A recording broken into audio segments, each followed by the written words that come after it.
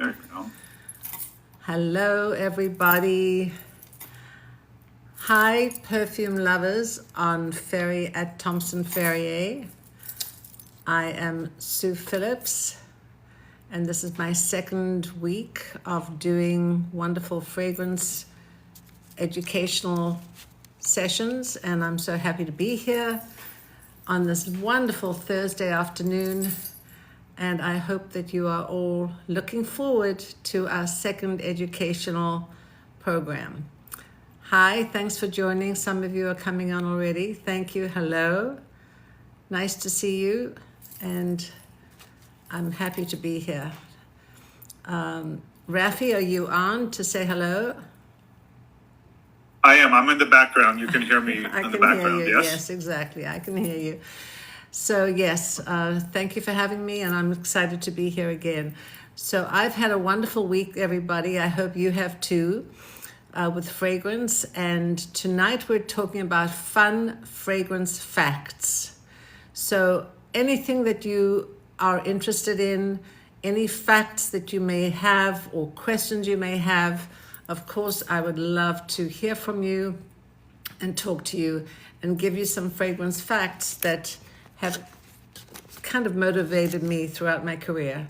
So for those of you who don't know me, I'm Sue Phillips, and I have been in the fragrance industry for many years. I'm originally from South Africa. That's why I have this accent.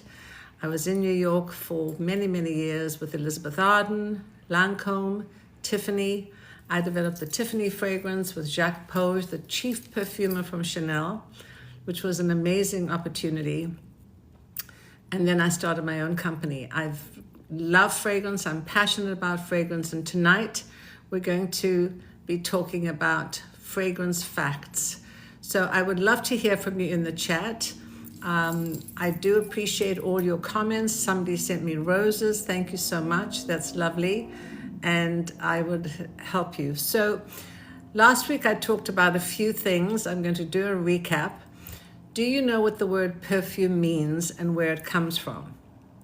So if you do, let me know. Send me a heart or a comment or whatever. So the word perfume actually comes from the Latin perfumum, which literally means through smoke. Per meaning through and fumum meaning smoke. And in the ancient Egyptian rituals, they used to make sacrifices to the gods. And they would put all the elements that they wanted to offer to the gods on an altar of wood. And then they would light the altar, and through the fumes wafting into the air came the smoke. So through smoke, they came up with the beautiful perfumes, the wonderful fragrances that were diffused and emitted because of these incense and all the woods and all the sacrificial elements that they gave to the gods. So that's really how it came about. And they always say that France was really the start of perfumery, but it really wasn't. It was the ancient Egyptian rituals. And then it went through to the Middle Ages and then eventually to France. So if people think that France was the originator of perfumes, they certainly have become I would say, the fragrance capital of the world. But absolutely, Egypt was the forerunner of perfume. So tonight I want to tell you about some fragrance facts. And yesterday I did a class for some students at Ollie Ringling College. I'm here in Sarasota, and I do these adult education classes. And I took a bunch of ingredients with me to the class, and I showed them what wood looks like: cinnamon, incense, even vanilla beans and tonka beans, and the wonderful a little bit of ambergris that I have. It's very expensive. So for those of you who don't know, ingredients you'd never guess. So ambergris, or in French it's called ambergris, comes from the sperm whale, the male whale. And when the male whale swallowed or imbibed cuttlefish, the bones from the cuttlefish irritated his stomach lining, so he wanted to regurgitate, and the sweet sticky substance washes up on the shore.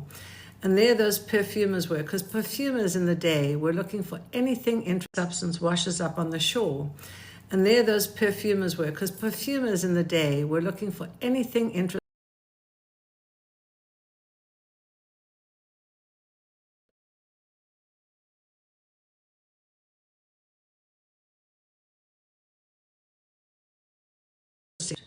to give as a fixative a beautiful fragrance aroma.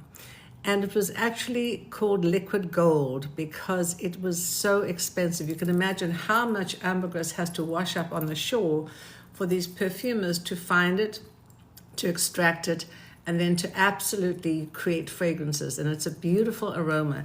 We don't use anything from animals anymore because of the various regulations, the FDA and some of these regulatory bodies. But ambergris was wonderful, and there are now molecules made that reflect ambergris called ambroxan. So some of the other interesting facts about ingredients are that petals, jasmine, the flowers and the petals have to be plucked way before sunrise because they lose their scent in the heat, bathe in the hot sun, baking down on the ingredients and the petals and the flowers and the rose and jasmine. They have to be picked before sunrise, and that's when the petals have the most moisture, have the most fragrance oil, and that is why they pick it early in the morning, and that is where the most beautiful fragrance comes from. Some other fragrance facts. So in terms of seduction and love, you know that Cleopatra recently used fragrance to seduce Mark Antony, and she even scented her sails on her ship so he could smell her before he saw her.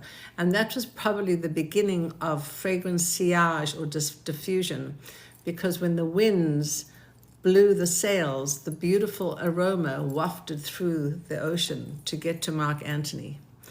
And then, of course, Napoleon Bonaparte, some of these wonderful love stories where the women and the men used fragrance as a tool of seduction.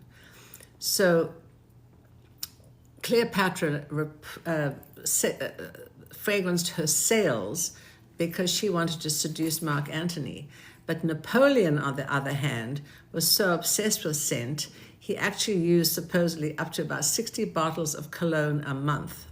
But another thing that Mr. Napoleon Bonaparte did was when he knew that he was coming back home after waging war and battle, he wrote to Josephine and he said, "I'm coming back, do not bathe for a month," because men and Napoleon certainly loved the natural essence of Josephine.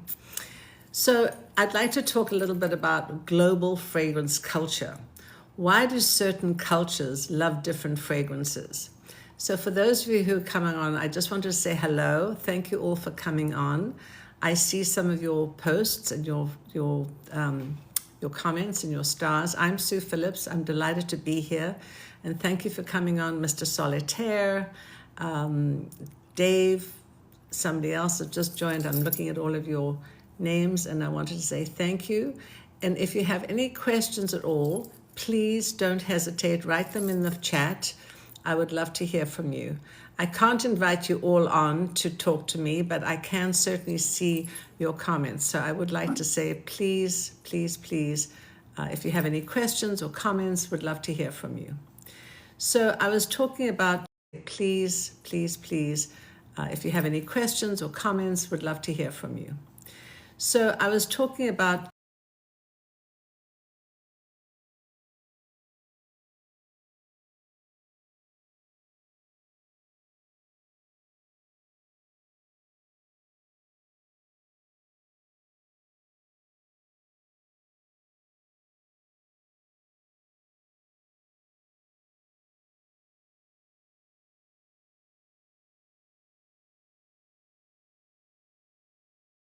you know what? They always have tea.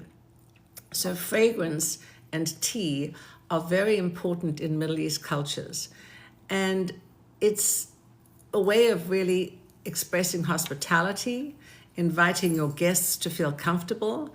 And fragrance is one way that they really love to enjoy and encourage hospitality. So getting back to different cultures. So in the USA, everything seems to be all about fresh and clean. People love to feel fresh and clean. That's why on the supermarket shelves you see everything lemon pledge, lemon zest, zesty, invigorating, and all these words that really reflect what fresh notes and fresh fragrances really feel like. Invigorating, zesty, exuberant, vibrant. All those words can really come down to being fresh and clean. And the USA is very predominant in that category. Why? Because it just seems that Americans love to be fresh and clean. So those are the terms and those are the expressions and the vocabulary that we use for fragrances. So in Europe, they really love florals. Everything is really about florals and very beautiful jasmine and rose and so on. I am actually sort of generalizing right now, but it gives you an idea of why different cultures like different fragrances. So the Europeans love florals. The English happen to love lavender. The South Americans happen to love spicy notes. And the Middle East, even though they love tea, they happen to love the category of oud and incense and all those really heavy, musky fragrances. And I don't know how many of you have ever been to the Middle East, Morocco, but the way oud came about, and in fact, I have something I really have to show you. Let's see, I'm going to show it to you. Hold on one second.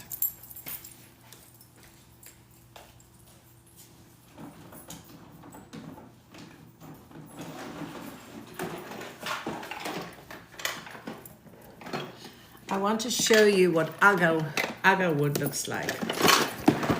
I used this yesterday in my class. I should have had this ready for you, but here it is. So in Morocco, a lot of the times you see goats climbing up on the trees, and the goats are looking for the agar berry, and this is an agar berry. It looks like a dried up prune. This is the agar berry, where agar wood, oud, comes from. So in the agar berry, what they're looking for are these little kernels. So in the agar berry, comes this agar little kernel, and in the kernel comes what they really want is the little nut, these little nuts. And this is what agar wood, oud, is made from. So you have three parts of this. You have the sort of the little dried up prune idea, the berry, and then you come up with a kernel, which is in this little hard sort of shell of nut, and then comes the actual delicious part of the agar wood. It's a little waxy kind of a substance. And this is where agar wood comes from. And agar wood right now is very, very popular. Most of the fragrances today have that sandalwood, agar wood feeling to it. How many of you are enjoying an oud, woodsy kind of fragrance? Would love to hear from you. So in Morocco, in the Middle East, this category of fragrance, oud, is very, very popular, and it's now becoming part of the fragrance world in Western culture. Most of the big brands all have an oud fragrance, whether it's a rose oud or a jasmine oud or something like that, because it's a very big category. So somebody just said oud, I love it, it's my number one. Morocco is not in the Middle East. Well, where is it if it's not in the Middle East? And so those are some of the ingredients that really happen to North Africa. Yes, you're right. Excuse me, you're 100% right. Jasmine oud is pretty popular. Yes, what they've done is they've really incorporated oud into different flowers as well. So Oud is a very big category, and it's very, very popular right now. Just the way florals were ages ago. So in 1920, those of you who love fragrance will know that a very important fragrance came to be, which was Chanel No. 5. And Chanel No. 5 was created by a perfumer called Ernest Beaux, Beaux, who was contacted by Chanel, Coco Chanel, and she wanted to create a fragrance, and she went to him. He was a very famous perfumer of the day. And she said to him, I want something really wonderful for the women that I'm clothing, the women that I'm going to be designing for. And she gave him what she called was a brief. She gave him a description of what she wanted. She wanted something very feminine, very seductive, very fresh, very different. And he read the brief, or he heard from her what she wanted. And he went to his lab. Now, in 1910, 1920, all the fragrances that were popular were very, very heavy. They were in the spicy category. They were heavy. There were sheepers. They were spicy, and so on. And she wanted something very different. And at the time, he was, I think, basically experimenting with different molecules. And he came up with an aldehydic molecule made from alcohol, denatured alcohol, and dehydrogenated carbon oil. And he put that in the fragrance with the jasmine and the rose, and he presented several fragrances to her, about 10 of them. And she went through all the different fragrances. And finally, she settled on the one that she really liked, which happened to be the 5th one. And she said, ooh la la, I really enjoy it. I like it. It's so different. And that happened to be the fragrance she selected. And it had this aldehydic, powdery note, which was very different in those days because everything had been very heavy, chypre, which is the earthy, mossy, musky kind of feeling from Cyprus, and of course the spicy notes. And when Ernest Beaux went back to his lab and he said to his assistant, Jacques, what did you do? You put too much aldehydic in the formula. It's a mistake. It was the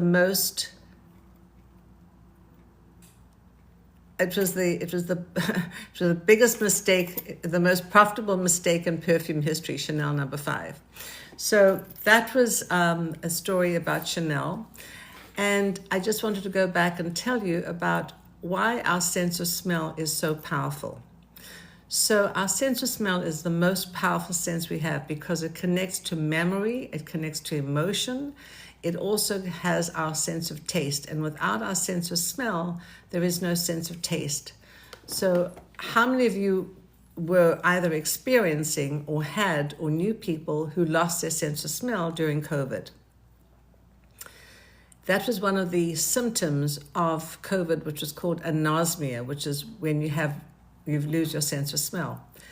And so that is why our sense of smell is so powerful, because it connects all these amazing things that we have, our brains, our sense of smell, our sense of taste, memories and emotions. And this is why when we lose our sense of smell, it becomes devastating. And I will tell you that honestly, I've had some wonderful success helping people regain their sense of smell. And when they lose it, they're devastated. When they get it back, they're very excited and they're just amazing. So I would love to hear from you, and somebody's raised their hand. If you have a question, we'd love to hear from you. Please make sure that you let us know or tell me what you're interested in. If you have a question, if you have a comment, of course, I'd love to know. So let's talk about the science of scent. So think about this. When you lose your sense of smell, you can't smell danger. You can't smell smoke or gas. The other day, I was actually boiling some eggs, and I had forgotten about it. I was back at my desk working, and suddenly about 15 minutes later, I heard a big bang. I didn't know what it was, and then I smelt the burning of the water in the pan because I'd forgotten about it. But if I hadn't have heard the bang of the eggs popping and breaking, I wouldn't have known about it. And then, of course, I smelled the burning smell of overcooked eggs and, of course, the pan burning. So that's why our sense of smell is so important, because we can detect danger. We can smell smoke, gas, fire, something that's turned off in this fridge, things that might be a little bit rotten, walking around and seeing things that are maybe not smelling so good. So our sense of smell is really important. And if we can't smell, we can't detect danger. We can't detect any of those things. So it's really very, very important. And that is why our sense of smell is our most powerful. Not only because of smelling danger, but also because of connecting to memories and emotions. How often have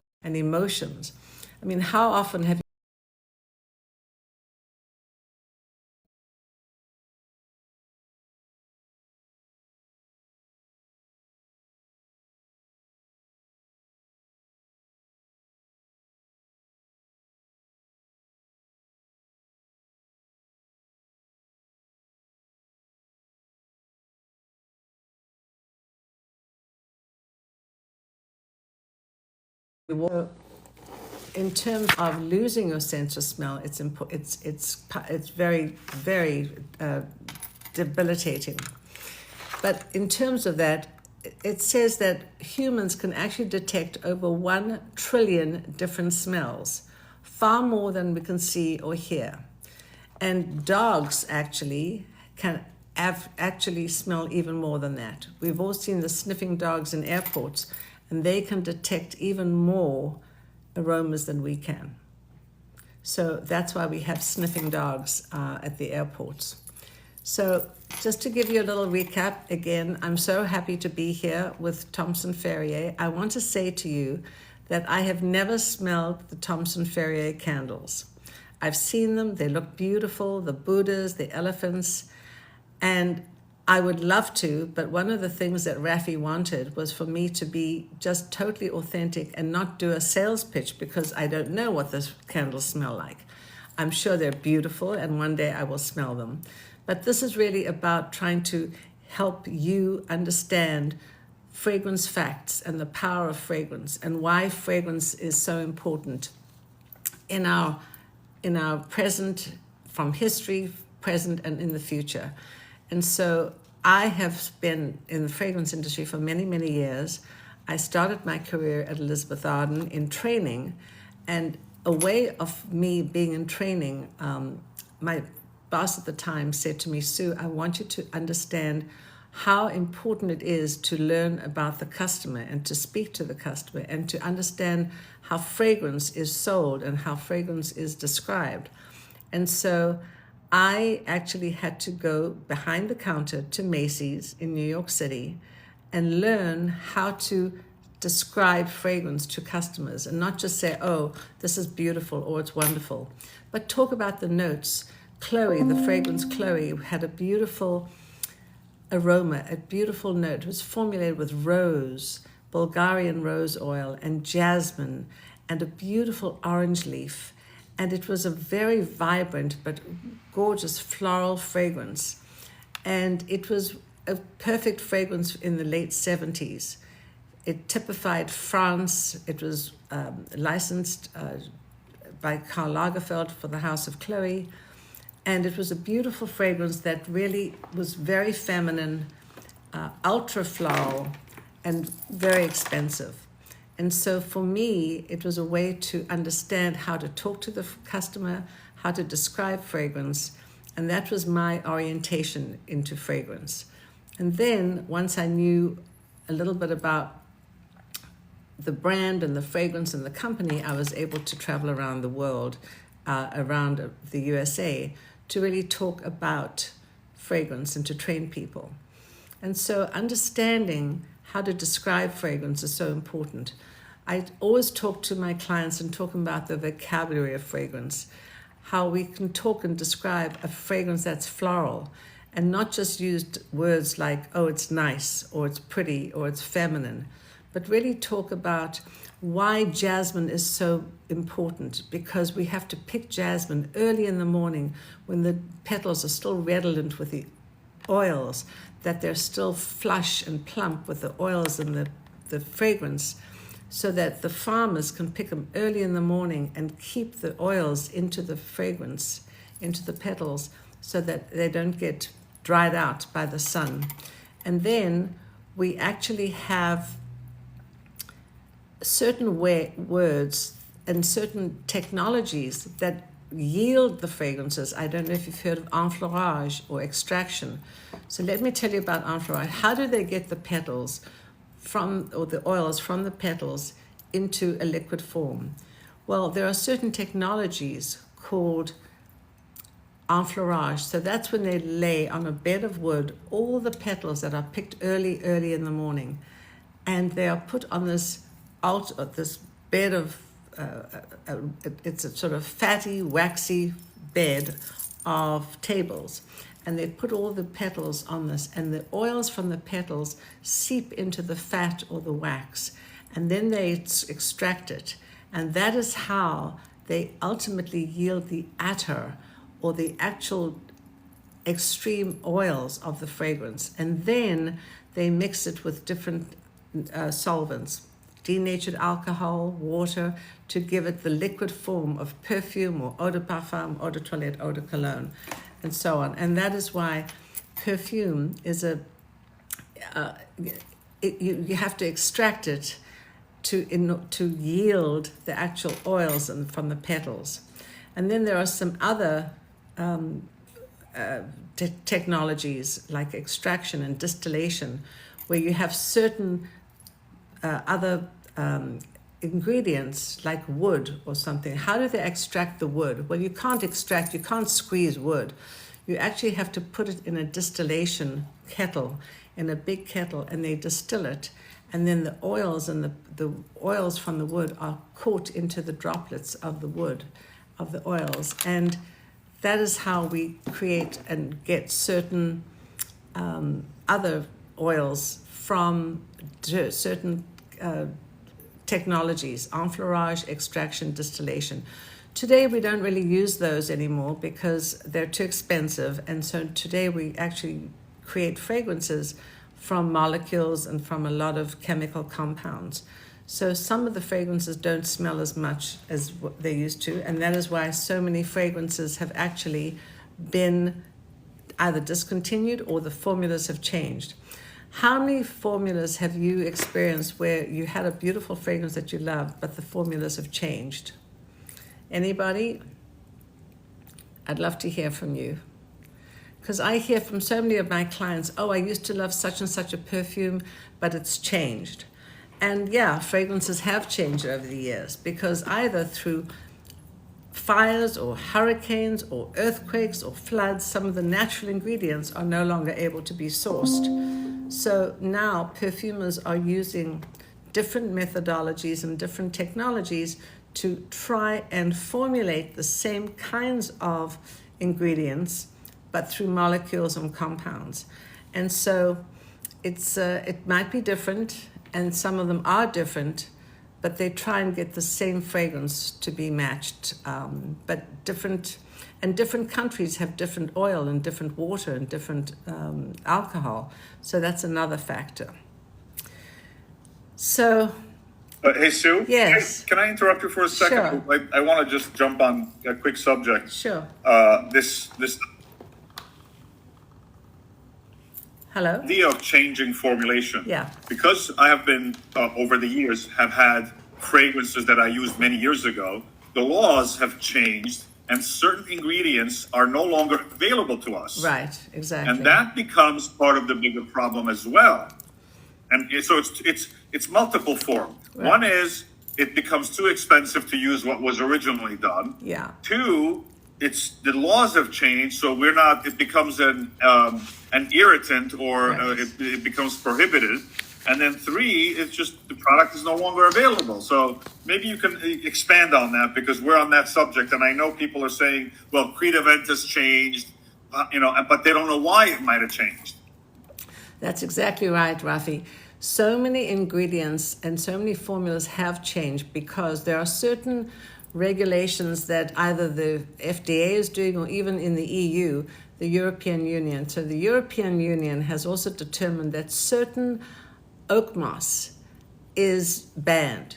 Now, I get very upset when I hear about certain ingredients being banned, because it really ruins the fragrance if you can't really reformulate the fragrance the way it used to be. And it's quite sad when somebody says, well, I've been a fragrance lover of XYZ perfume and it's changed so much. And the reason it's changed the reason it's changed is for those reasons. Either you can't get the ingredients, or the regulations have been changed that certain ingredients are no longer able to be sourced, or they're banned. I know that peanuts cause great allergies, but peanuts they're not banned. You can still buy peanuts. So why do they ban certain ingredients? One of the beautiful ingredients is an oak moss. And sometimes in certain countries, they've banned that. And that's, it's really it's very saddening and it's maddening, because when you love your fragrance and you can't get it, it's not satisfying at all. So I know, and Rose too. You know what happens? Know what happens? Because oak moss, for example, is banned, right?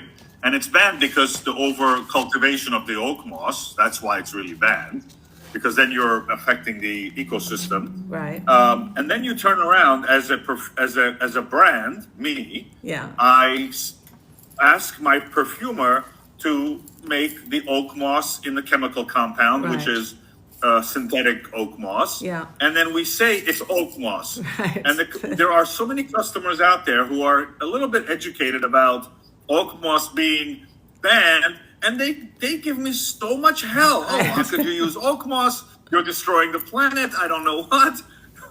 I know. And what do you say to them? You say, well, okay, I do the best I can because this is the fragrance we created and this is the formula that we love.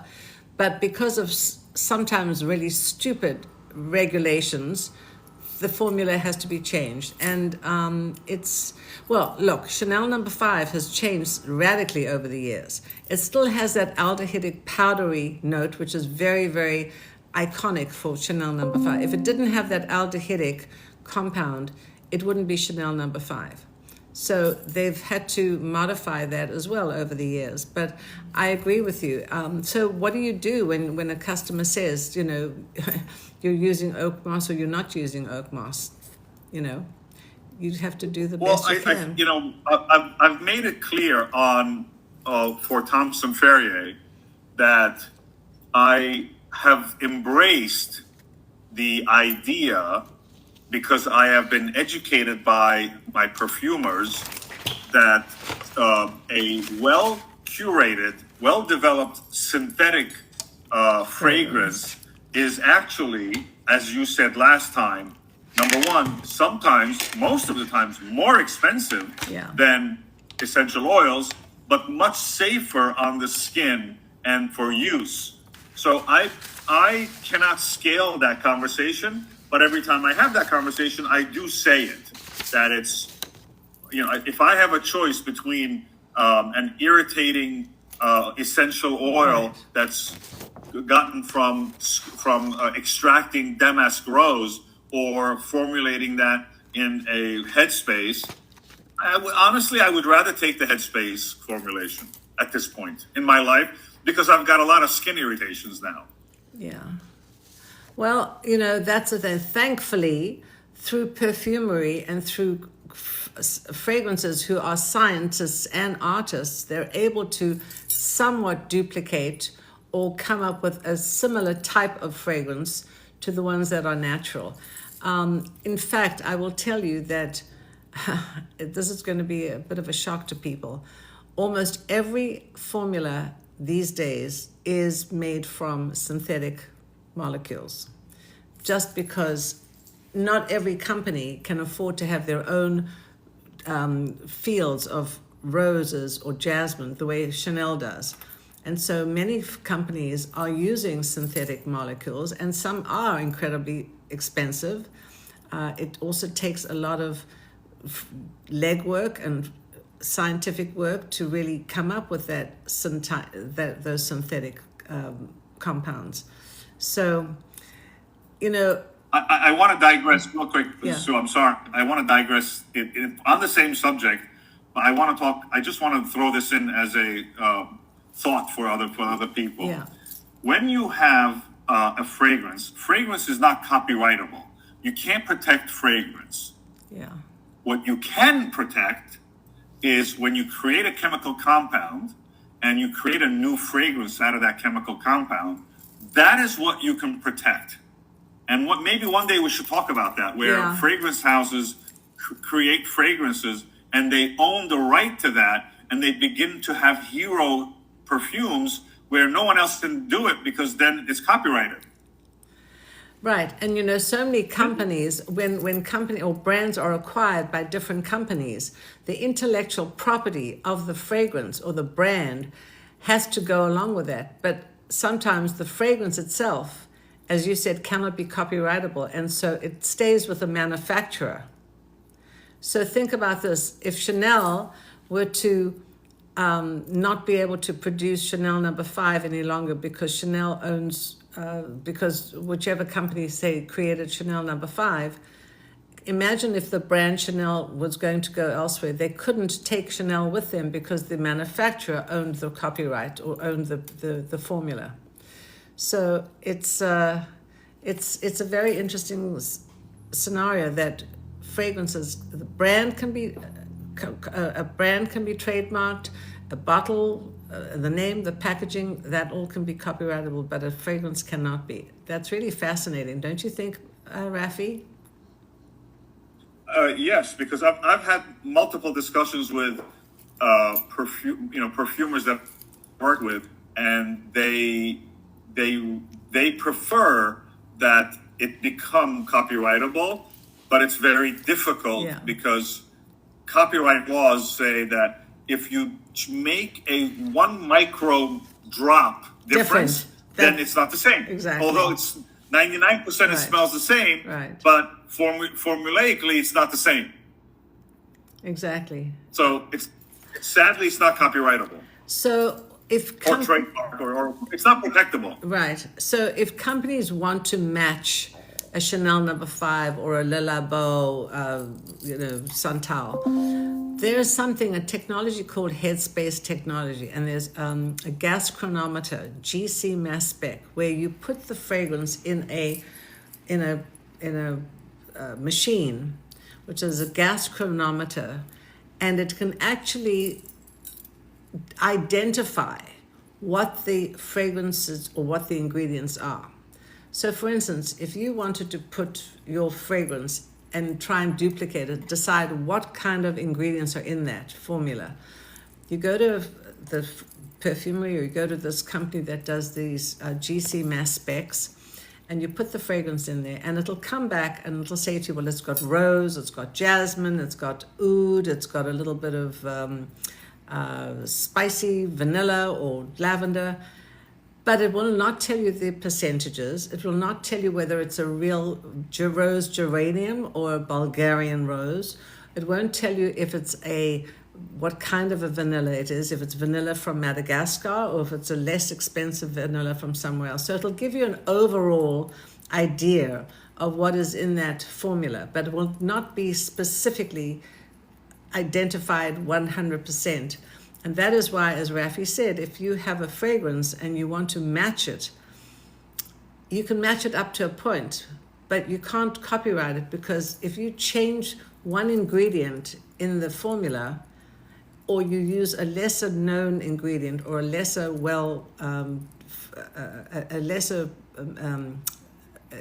less expensive ingredient, it'll be the formula is different and you can't copyright it. So it's a conundrum, because the fragrance business is going to be a $68 billion industry in 2027 or 2028, and it's one of the biggest industries in the world, and yet there are issues about copyrights and trademarking issues. So it's a fascinating industry, that's for sure. And it's a very rare industry. It started out with natural ingredients. They used to say it takes about 10,000 roses to produce one tiny small bottle of rose oil.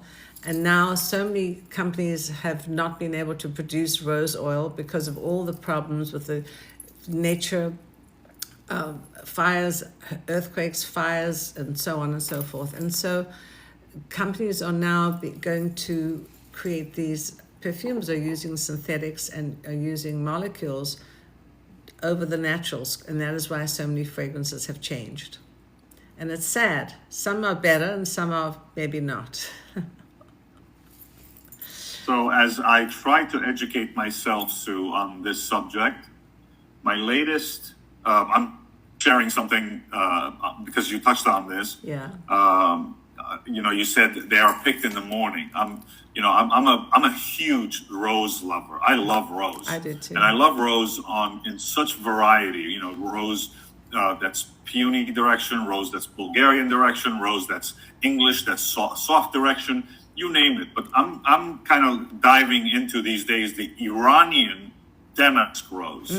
I had no idea about this Iranian damask rose, where these Iranian 5 generations, where they have these short windows, they have to pick in the morning by hand these roses, and there is really no method of measuring except they can create a premium rose only based on multiple generations of experience that says this is good or this is not. There's and the rose could be, if it's not good, it's used for for cooking, for example, rose water, right? Or, and this is from the same field, if it's not done right. Humidity in the kiln humidity has something to do with it.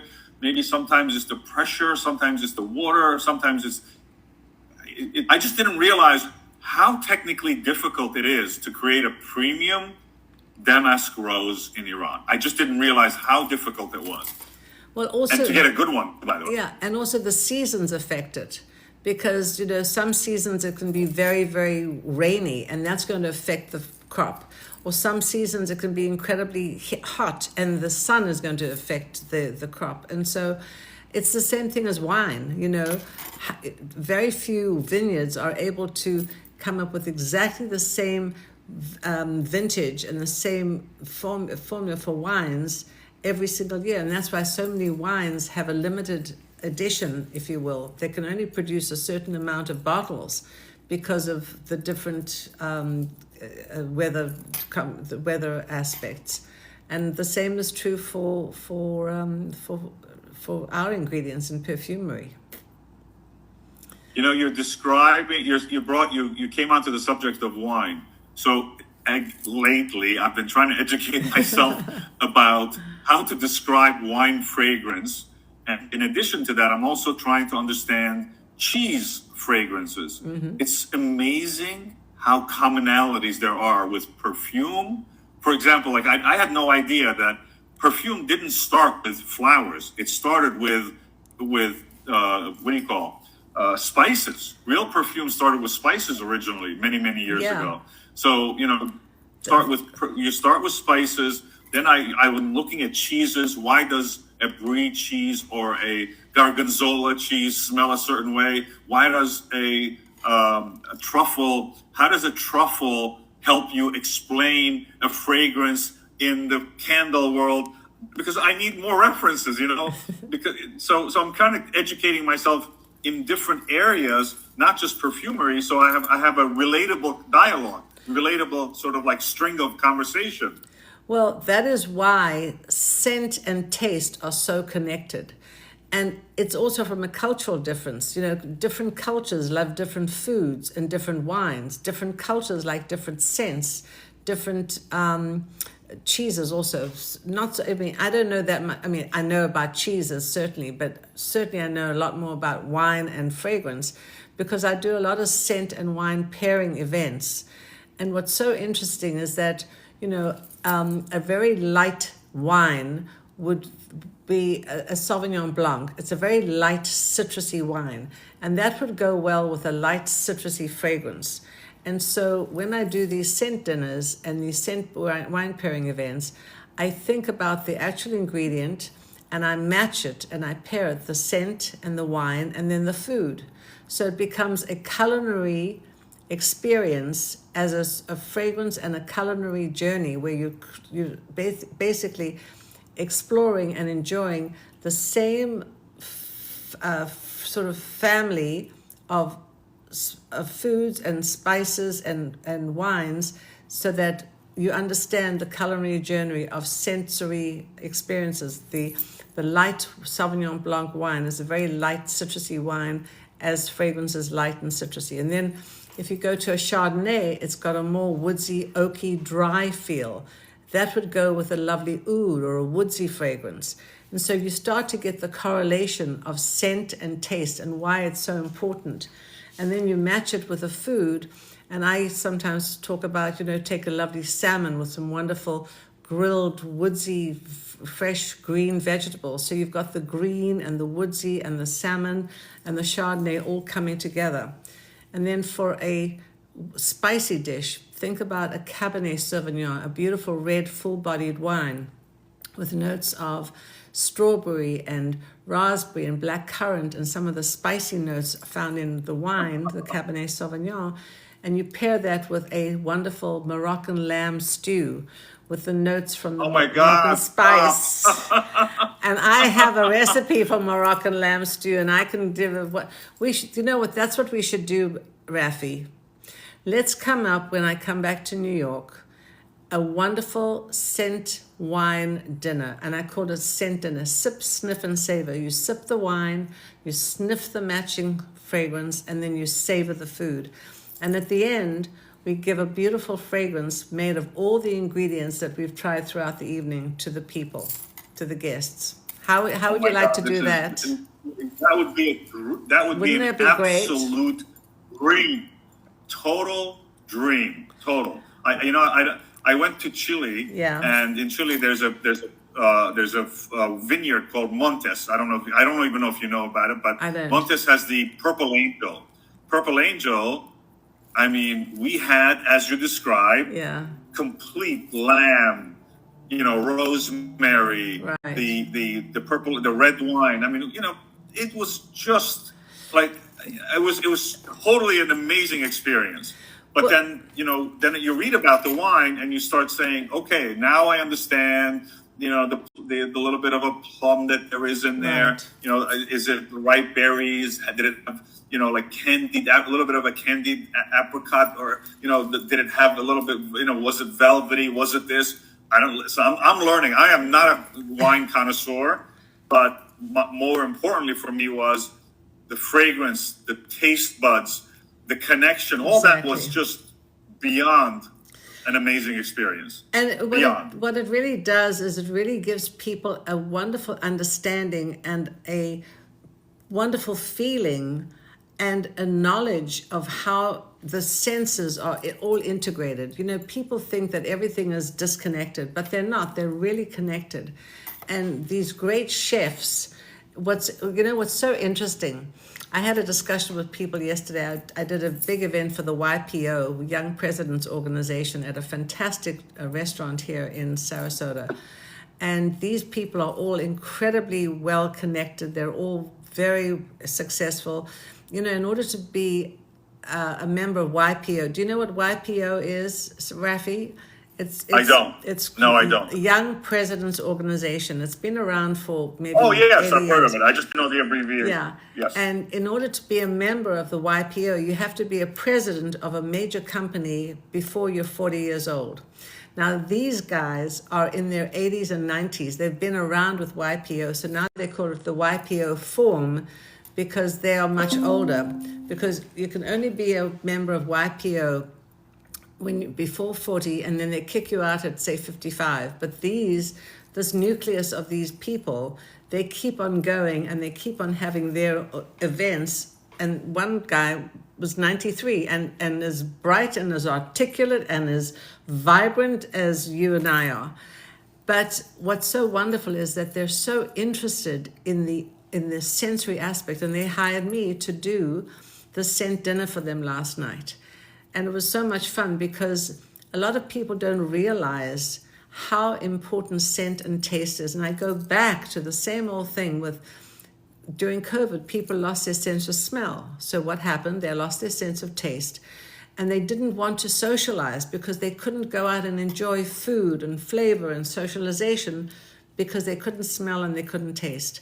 And I always say to people, try and train your brain so that when they go to the supermarket, they can look at the differences between the citrus ingredients, the lemon, lime, orange, bergamot. Well, they don't have bergamot here. Orange, lime, lemons, grapefruit, a tangerine, so that when you look at them, you see the difference. But if you smell them, a lot of times people think that everything smells the same way, but they don't. So close your eyes, blind test and blind to try them. And that's how you develop your sense of smell. That's how you develop your olfactory sense. The same is true with wine. When you try a wine, they all say you have to smell the bouquet to start with. Swirl it around in your glass and then close your eyes and imagine what you're smelling and try and get those berry notes, those grape notes, the plum notes, the berry notes, and so on. And you can really become a lot more educated that way. I was going to say one thing as you're talking. There are some here that don't know why you're here. I just want to let people know Okay. that Sue is here. This is not a sales sort of TikTok today. It's more educational. So the reason we're talking about all this is so that you, the viewer, the listener, is learning just some information from someone who's been in the fragrance world in a very important way for the past 40 years. So, we're bringing you Sue as a perspective, and you don't get that often in the world. You're always passively, you hear snippets here and there. But the question is, why are we doing this? We're doing it so that you have a better experience, and when you do, what's the right word? When you do smell fragrances, evaluate, you understand a little more deeply, and you have a better palate. Well, that's true. And I just want to say thank you. So Rafi invited me to come on and really talk about fragrance in a fun way, to educate you, to help you understand the magic and the mystery and the power of fragrance. And it's a subject that I've been passionate about for a long time. I wrote my book, The Power of Perfume, and I really talk about so many aspects of perfumery in this book, and as I'm talking to all of you. So this is not a lecture. I just wanted to be interactive. I love to hear from people. I love to read your messages, and thank you for your hearts, and thank you for your questions, and thank you for your nice comments. If I can answer any of your questions, please feel free to put them in the text, in the chat, and I'll do my best. But, it's such a vast subject, and people don't really understand how important it is, and they think it's just something that you mix together with different ingredients. But understanding fragrance and understanding how to formulate fragrance is both an art and a science. And perfumers actually study for about 5 years. They take organic chemistry. It's very, very complicated. It's very, very difficult. But perfumers also have to have a creative mind. They can't just be scientists in a lab putting different chemicals and molecules together. If they want to create beautiful fragrance masterpieces, they have to understand the art about creativity. So they are both right-brained and left-brained. They understand how to mix and match and which ingredients go together from a scientific standpoint. But then they have to come up with beautiful fragrances to reflect a brand. If you think about the popular brands today, every brand and every basic designer and celebrity, they all have fragrances because it's a wonderful way for them to get their name out there. And so, of course, it becomes a commercial venture.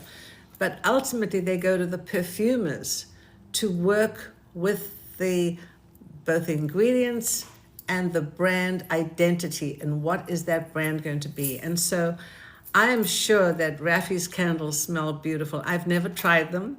He didn't want me to try them initially. He wanted me to really come in and talk to you about fragrance and be a fragrance guide for you, if you will. I'm not going to be lecturing and just saying that this is the way it is. There's some things that I don't know. If I don't know, I'll let you know. I know a lot because I've studied this and I've been in the fragrance world for so long. So I just want to give you a great deal of information so that you can be more knowledgeable about fragrance and your fragrance choices. But I do happen to love fragrance, and I tell everybody about a lot of the examples that I've created. I've been very lucky that I worked with some wonderful companies, Elizabeth Arden, and then Lancôme, and then Tiffany. I created the Tiffany fragrance with Jacques Poge, who's a chief perfumer of Chanel. And then when I had my daughter, I started my own company, which I call Centerprises. And I had created 18 different fragrances which span the whole olfactive palette. Citrus notes, floral notes, woodsy notes, spicy notes, musky notes, chypre. Do you know what chypre is, by the way? I want to tell you what chypre is. So chypre is a fragrance category which actually the derivation of the word came from Cyprus. And in 1920, Francois Coty wanted to create a fragrance that reflected chypre, Cyprus. And he made a fragrance called Chypre by Coty, and it was in 1910, thereabouts. It was a very heavy, oak moss, mossy, earthy fragrance, and it sort of typified that era. And it's a beautiful, beautiful ingredient. I happen to love the chypre. It's an oak moss. We talked about oak moss before, but this sort of very deep, earthy, mossy, sort of wet kind of a fragrance, and it's just beautiful. Now that's not so popular anymore because the trend has gone and it's shifted from the florals when Chanel was created, and the spicy notes from Shalimar, which was earlier than that in 1910 and the 1800s, and now it's all around oud.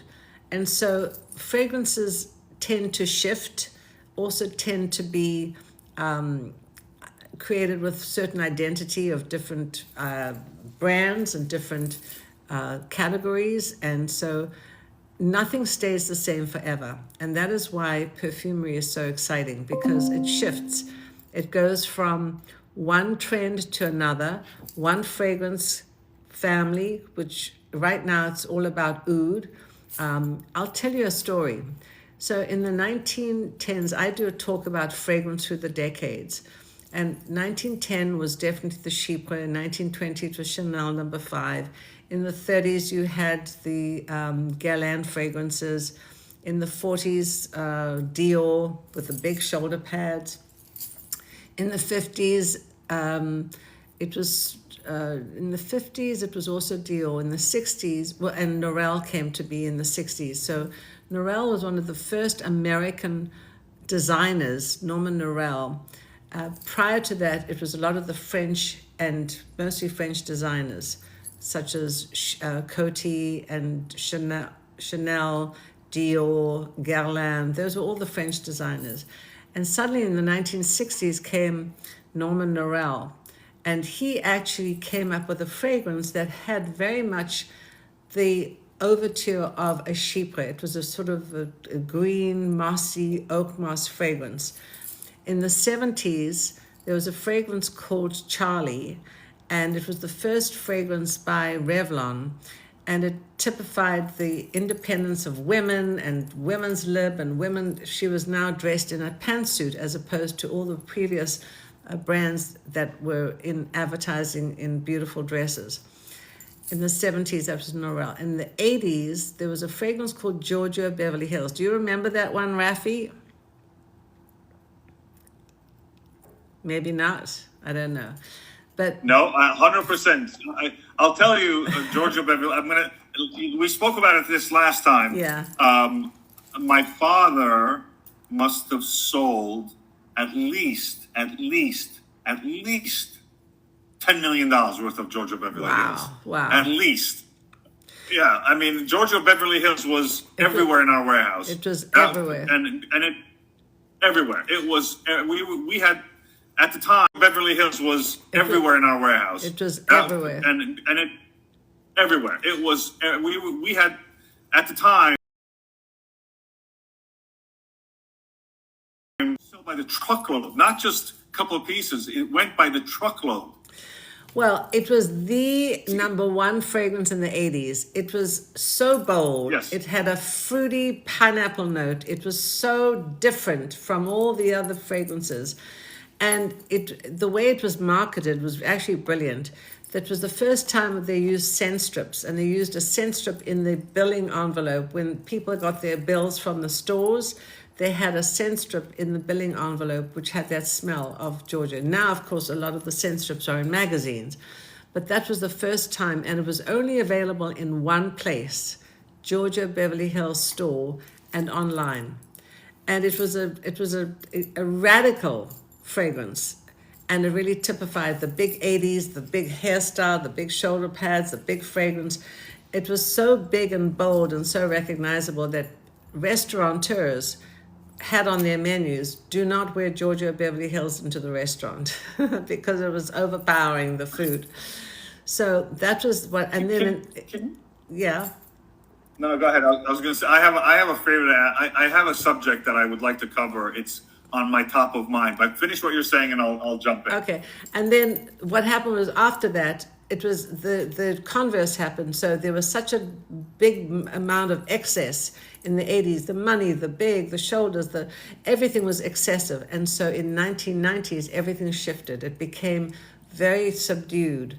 People weren't wearing major big designer labels. They were not being excessively overly opulent.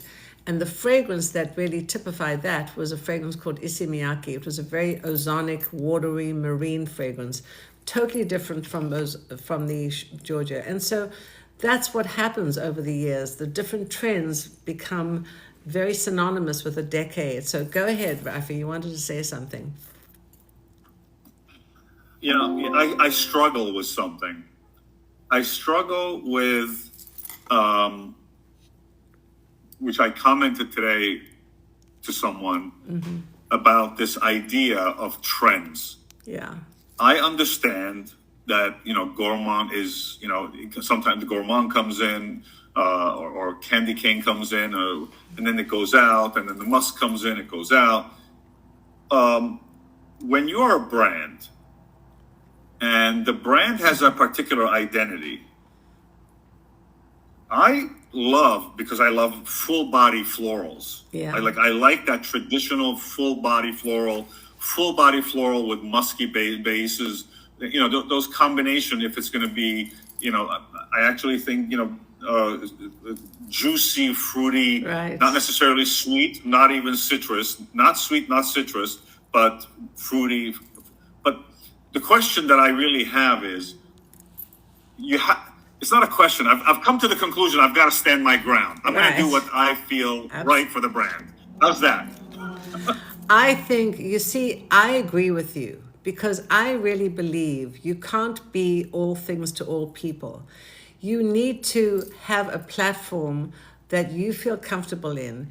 And if that is your particular situation or, your preference for your brands, I think that sets you apart because you don't want to be diluted. You don't want to be like everybody else. And that's one of the reasons I think there has been such a backlash towards fragrance. And instead of people just going to every designer and celebrity fragrance, the whole trend now is about you. It's about reflecting what you want. And if you, as a brand, like these beautiful, big, heavy, redolent rose notes with florals and spicy and musky, I think, that's great. I think it's important that... We were evaluating fragrances. I'm launching 6 new... I'm trying to have a price point that is more of a gateway price point. Right. $36. I don't have $36 candles. My candles are 170 and so. So I have one collection that's $78, but I'm looking to do something in the $36 range. Right. And the argument that there's a perfumer, there's an evaluator, and there's a salesperson when you deal with perfumers, right? Yeah. There's an evaluator, there's a salesperson, and there's the actual perfumer. Right. So the perfumer is just the executor of the fragrance based on what the evaluator says, based on what the salesman is hearing, for example. Too many people, So too many cooks in the kitchen. Yes. So I got tired and we were wasting too much time. I said, you're putting the perfumer on with a Zoom call, and I'm going to explain why you guys are in the wrong direction with these fragrances. Yeah. And, when I listened to the perfumer, which has a very different mindset than an evaluator has, and then has a salesperson. Right. An evaluator wants what's called likability, commercially viable. It's going to sell. Exactly. I'm not talking about selling, right? I'm talking about these fragrances smell commercial to me. I can't stand them. Right. It's like it's commercial. Everything smells the same. Everything smells the same. Yes. But you know why that happens? Just like, you know why that happens? Yes, because they say, because it's likability. They say, oh, it's going to sell well. And I don't care. That's not the point. Because they do these trend forecasts. They do the research. And they say the research says that's the way you have to go. And I agree with you 1,000%, Rafi, honestly. And I'm not just, doing this to make you feel good. I really believe that whenever I do a brief, whenever I work with a company, I go directly to the perfumer because I want the perfumer to know what's in my head and in my heart and what I want to do, not what a salesperson wants to do and not what an evaluator wants to do. And I'm sorry for all the evaluators and all the salespeople out there. I don't want to have you lose your jobs, but I really believe that it's between the perfumer and the brand owner that you'll get what you want. Yes, and if the brand owner can be a perfumer, which there are, like Diaz and Durga, right? Yeah.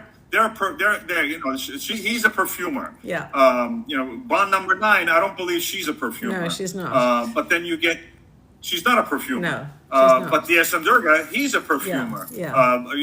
Maison Francis Kurkdjian, he's a perfumer. He is. He is. But these guys can develop their hero fragrances because they have this fantasy. Like here's what I want to do. This is something that I want to develop, and I'm having a really difficult time. I love walking into an old pharmacy that sells gift cards and toothpaste and no flowers and no perfume except selling medication. There is a smell to that. Yeah. You take that smell and add some floral top note. I can't get my perfumer to understand. I'm like, why don't you get up and go to the pharmacy? Oh, we went to Bigelow. I'm like, Bigelow has 8,000 fragrances in it. You can't. That's not a chemistry. You need to go to an old Main Street town in Idaho somewhere and just smell that. That is true. Pharmacy smell. But what's so interesting is, you have a historical thought about what you want. And today, everything is online, everything is digital.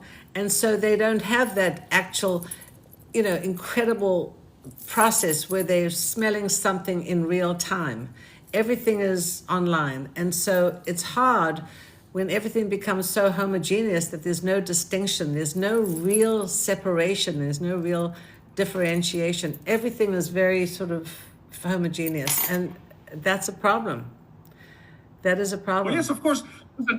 Even you talk about Morocco all the time, and I love Morocco. Yeah. And we have a fragrance that specifically has a desert component to it. And again, there are deserts that are seaside deserts, and there are deserts that are inland deserts. Right. Totally different desert smell. And you have to be there to understand what I'm saying.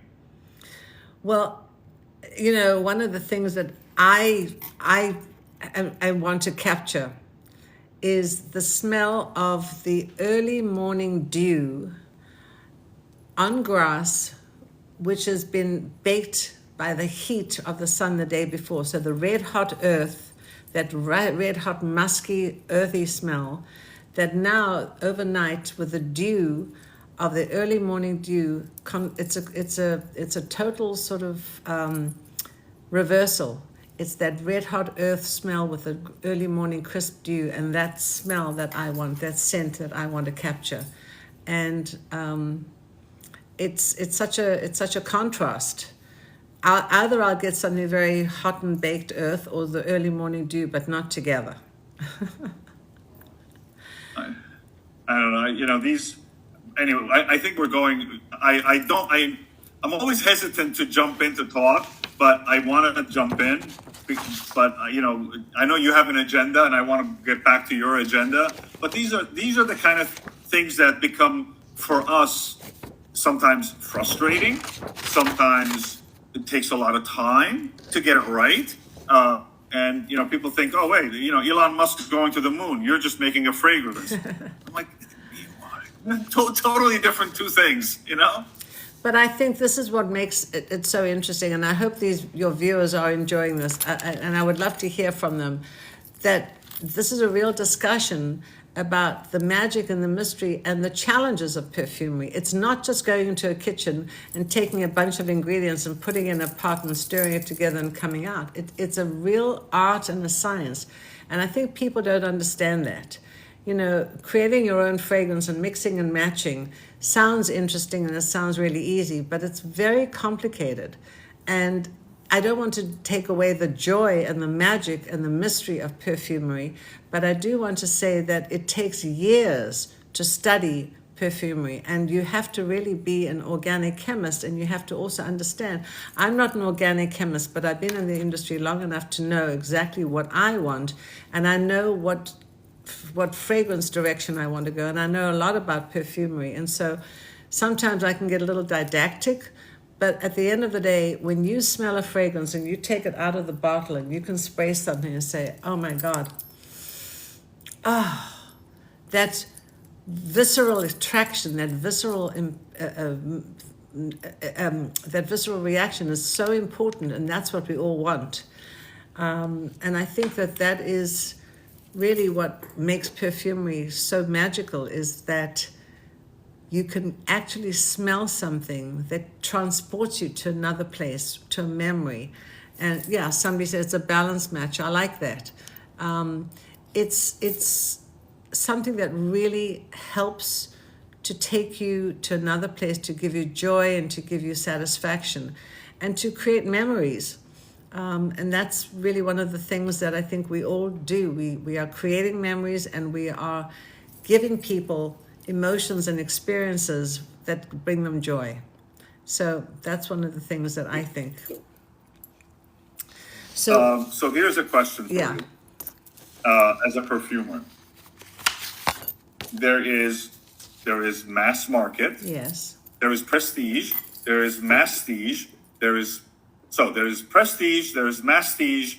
There is mass market. And on top of prestige, there is niche. Right. And there is ultra niche. Yes. Right. What is ultra niche the way you understand it? Well, let me go back and talk about prestige. So prestige is basically, I would equate it to designer fragrances. So everything sort of that's designer and that's out there and is prestige and is luxury. Mass we know is mass. Masstige goes somewhere in between. So niche is something that is not prestige, not luxury. Well, it could be luxury, but it's very limited. It's much more limited than prestige, which is available sort of most places. Mass is available everywhere. So niche becomes really important for creativity. Don't follow the trends. set your own trend, set your own direction. If the prestige is all about florals and spices and you want something very different, figure out what you want. So I think niche is setting your own direction, coming up with your own creativity, and ultra niche even goes beyond that. It's almost like saying, if the masses are here and prestige is there and niche is there, ultra niche is even higher, but not so much in price point, but in creativity. That's what There you go. That's what my feeling is about prestige niche and ultra niche. So I had thought about this quite a bit, and I came, my this is my emotional Thank you. answer. Mic drops. I love that. Mic drops. Yay! Thank you. Blue hashtags. blue hashing. So let me explain to you how I view it from the commercial side. Yeah. For me, niche. If I benchmark niche, it would be a company who's a perfumer that do not do anything but perfumery.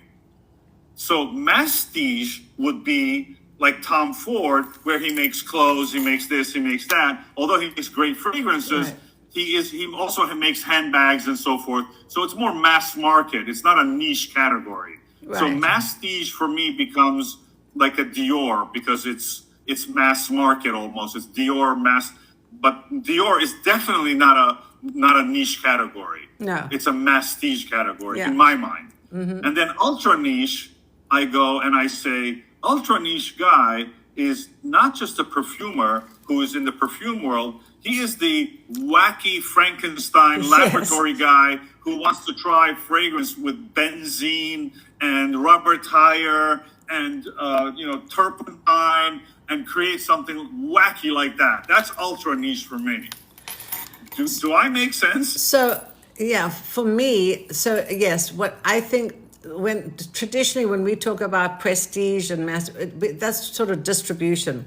A prestige distribution is your Saks, your Neiman's, your high-end, and then you go down, masstige. You're talking from a perfume standpoint. So there's distribution, there's perfumery, and then there's price points. So if you're saying that ultra niche is total creativity, you're mad, wild scientists coming up with unbelievable fragrances, is that what you're saying is ultra niche? Ultra niche, I'm saying, is the guy who's in a laboratory creating Frankenstein. He's your wacky creative genius who's doing things that he wants to do. As opposed, this is just my opinion. Yeah. I'm not. No, that's your definition, or that's your opinion. And I mean, I think right now, I think the world needs niche and ultra niche because it's too much of the same thing. I will tell you honestly, when I go to the stores, I smell the same thing with every single fragrance. It is so boring. Okay, so how do you create a fragrance that is unique? By having the courage to do something different, to either find a wacky perfumer that you can connect with, or that you say, look, I don't want to hear what an evaluator says. I don't want to hear what a salesperson says. I know what I want to create. So I go directly to the source, directly to the perfumer and say, give me a modern version of, or not even a modern version, just give me something that I want, and then you see what it comes out to, and you eliminate the middleman, the evaluator. And I don't want to give those people a bad rap by saying that we don't need them, but truthfully, Rafi, you're creative and I'm creative. I know what I want when I first smell a fragrance. If it's the same as everybody else, I don't want it. I know what I want to create. So after so many years being in the business, I began to take a little bit of a different approach. Okay. So in my next fragrance collection, I wanted to read the childhood story of the perfumer. How did they grow up? What did they do? Where did they live? I was asking the perfumers to send me their entire life story because I wanted to know their reference. So, you know, for example, I picked 2 perfumers to work on 6 fragrances for a collection. One of the guys used to work in construction. I mean, he was a construction guy. Yeah. I gravitated towards that guy because shingles have a smell, tar, septic system, Douglas fir, hemp fir, paint, turpentine, you name it, all has certain so he begins to relate in a different way to me. So I picked him, and I got to tell you, he's delivering. Amazing. And he's probably delivering because he doesn't have the boundaries or the chains of what typical perfumery should be. So he's being extraordinarily creative and thinking out of the box, so to speak, as opposed to a typical. Well, see, that's what I'm trying to say. Right. Because I think the core problem is, you know why the FBI and the CIA hire 12-year-old hackers to hack other governments? They do that because these kids haven't been molded with boundaries. Exactly. An old person has to do this and do that. A kid's like, wait a second, I know how to get around it, under it, over it, and around, inside it. They have no boundaries. They don't know. They're not been conditioned. So it's so true. For that reason, right? I think you and I have to come up with a great fragrance together. We have to collaborate on that. I really think so because we're very aligned. I think what we should do is on our 6th session. Yeah. We should write a brief before that. Yeah. And we should present the brief on our 5th session. Make it on the 6th session. Make like little vials and sell them for $25 and have everybody experience it. Let's say we make 50 of them and we sell it for $50 and then we evaluate it. I think that's a great idea, honestly, and that will really cause so much excitement as well because they also will be involved in looking at the brief and thinking about what the brief is. And maybe they could write the brief. We can give them some benchmarks and some ideas, and they can come up with it, and we can put it all together. Basically, that's what I do every week when I have people take the scent quiz to determine what they like. Because, okay, here's a typical example. So last night, I go around the room, and I say to somebody, what do you like? She says, well, I like Tom Ford. I said, well, what part of Tom Ford? Well, I don't know. It's like something blue or something. So she didn't even know what fragrance she was wearing. But Tom Ford has maybe 30 or 40 fragrances, and she couldn't even pinpoint the one that she liked. So what does that tell you? People are motivated by the brand instead of the actual fragrance. I want people to be motivated by the fragrance. I want them to know exactly what they're getting. Because every brand has 30, 40, 20 different fragrances. So the consumer is very confused because they know the brand, but they don't know the individual fragrance.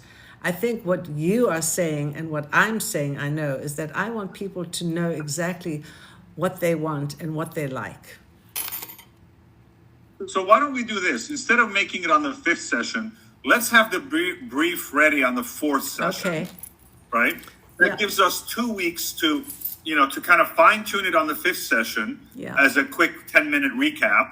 And then we go on the 6th session. The entire session becomes about, the creation. You actually create the creation. So we'll set up the camera in such a way where you're actually measuring and putting drops and saying why you're doing something. Now, are you based in New York at all, Rafi?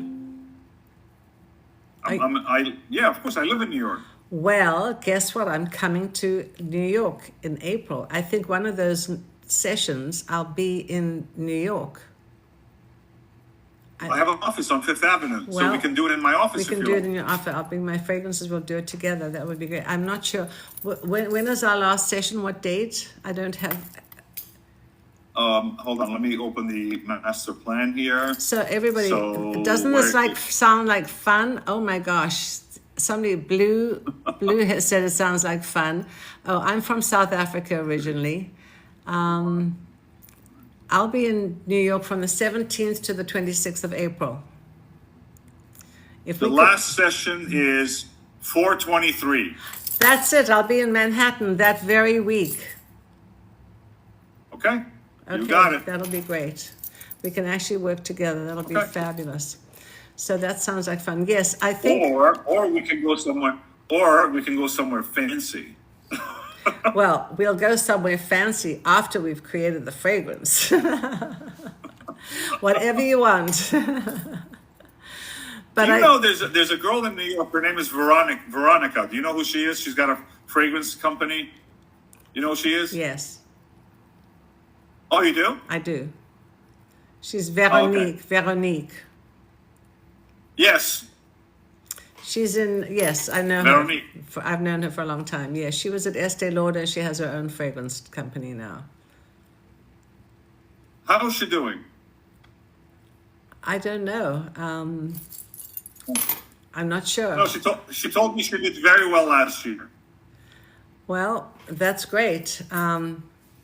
I don't know. Okay. No, okay. So, all right. So I think we got a plan here. I think we have a plan. It's 7:23. Yeah. Yes. But I It's want. 7:23. I don't have anything else I want to add at this moment. I have some. I have some balls in fun your- tips. I have some fun fragrance facts for people. But I think I'm so excited we had this conversation. I think it tells people that we're both passionate. We're excited. We don't follow the norms. I certainly don't follow the norm. I never have, and I think that's what makes you so successful, Rafi. And I think it what makes people sort of enjoy what I say, because I am not just following the norms of doing what everybody else does. And, one of the things that I am so passionate about is creating sensory events, incorporating all the senses. See, some people don't think about that. They don't think about the art and the music, the sight and the sound, and then the taste and the touch and the hearing and the feeling. And I think if you're a perfumer, if you're a musician, if you're a designer, if you're an artist, all those things come to play.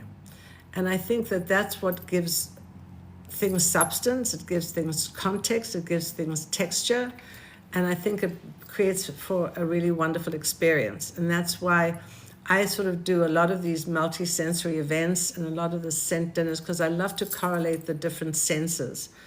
And I think that's important for people to understand. And I think that's another reason why some of these young kids, as you said, these hackers, they might not have the depth and the breadth to understand a lot of things, but they don't have the rules. They haven't been bound by the rules. And when you're bound by the rules and you have those boundaries, it's very hard to break out of them. So I always say, break out of the rules. Don't be bound by rules. I mean, don't break the law and don't commit terrible crimes. That would be horrible.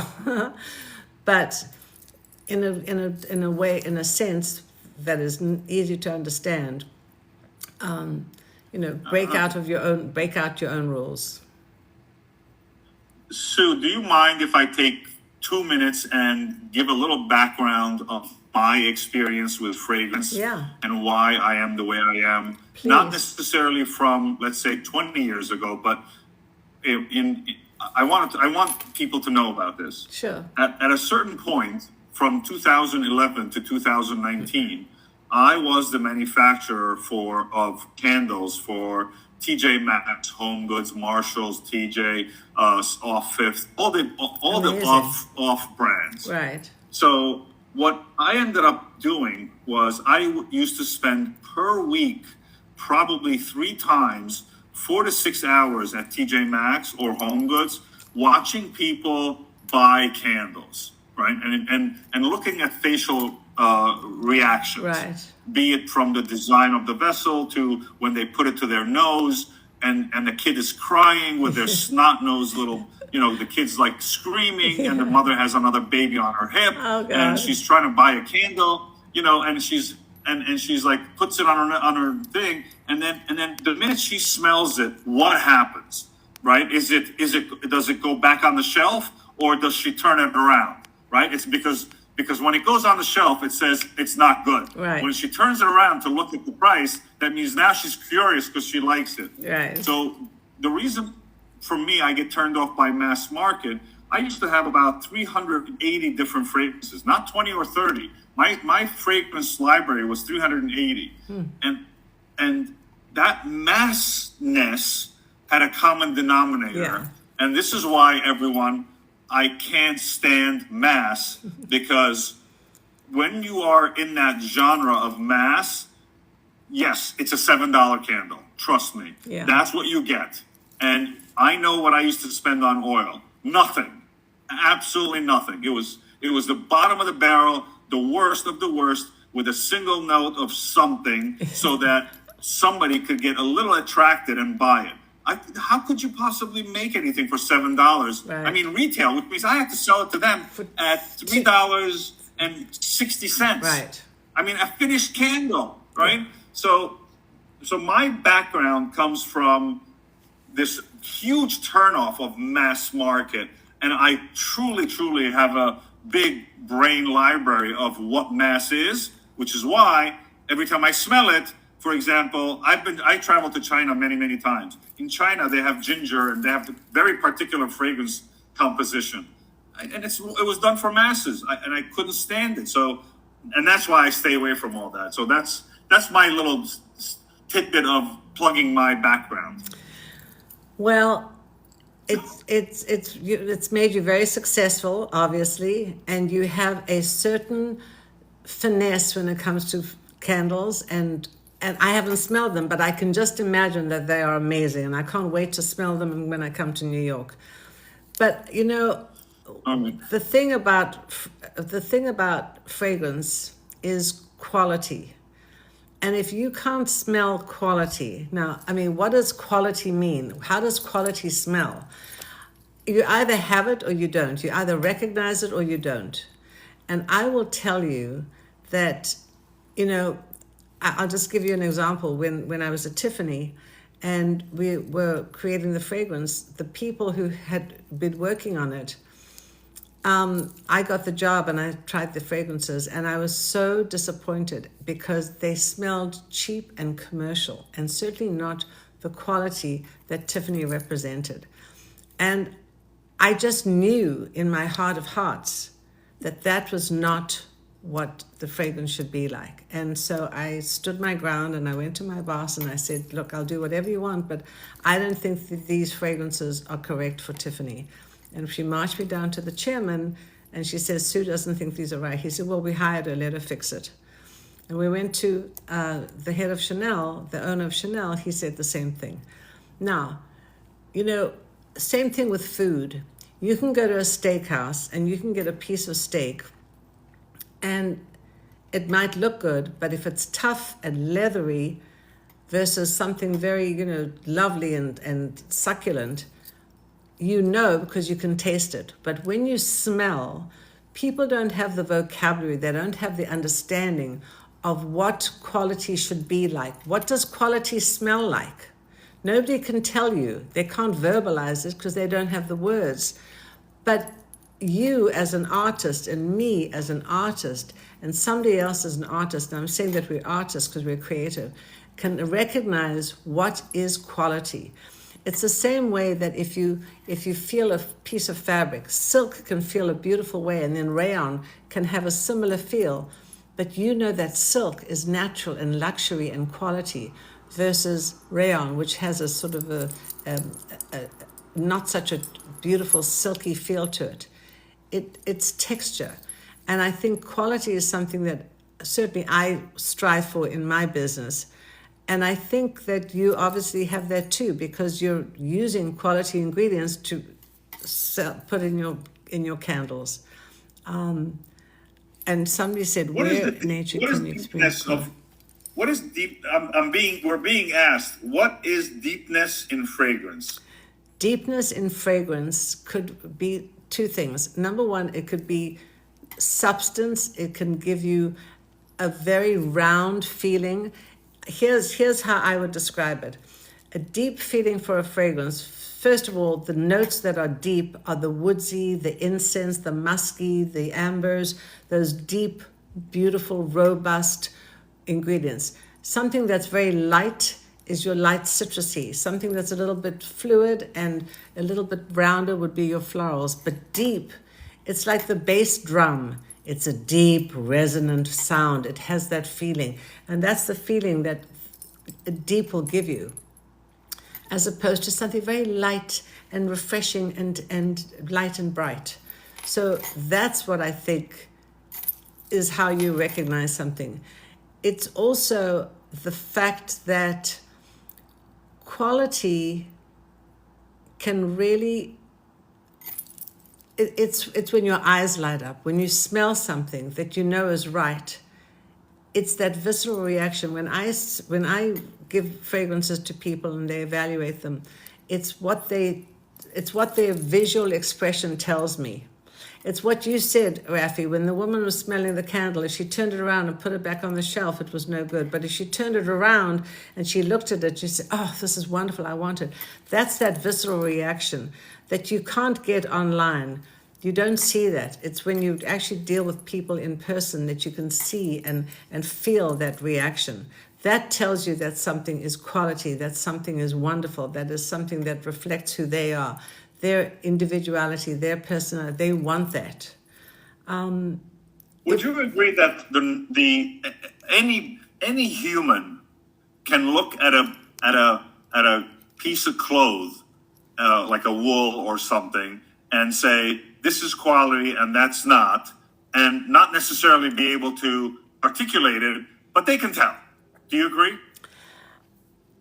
Yes and no.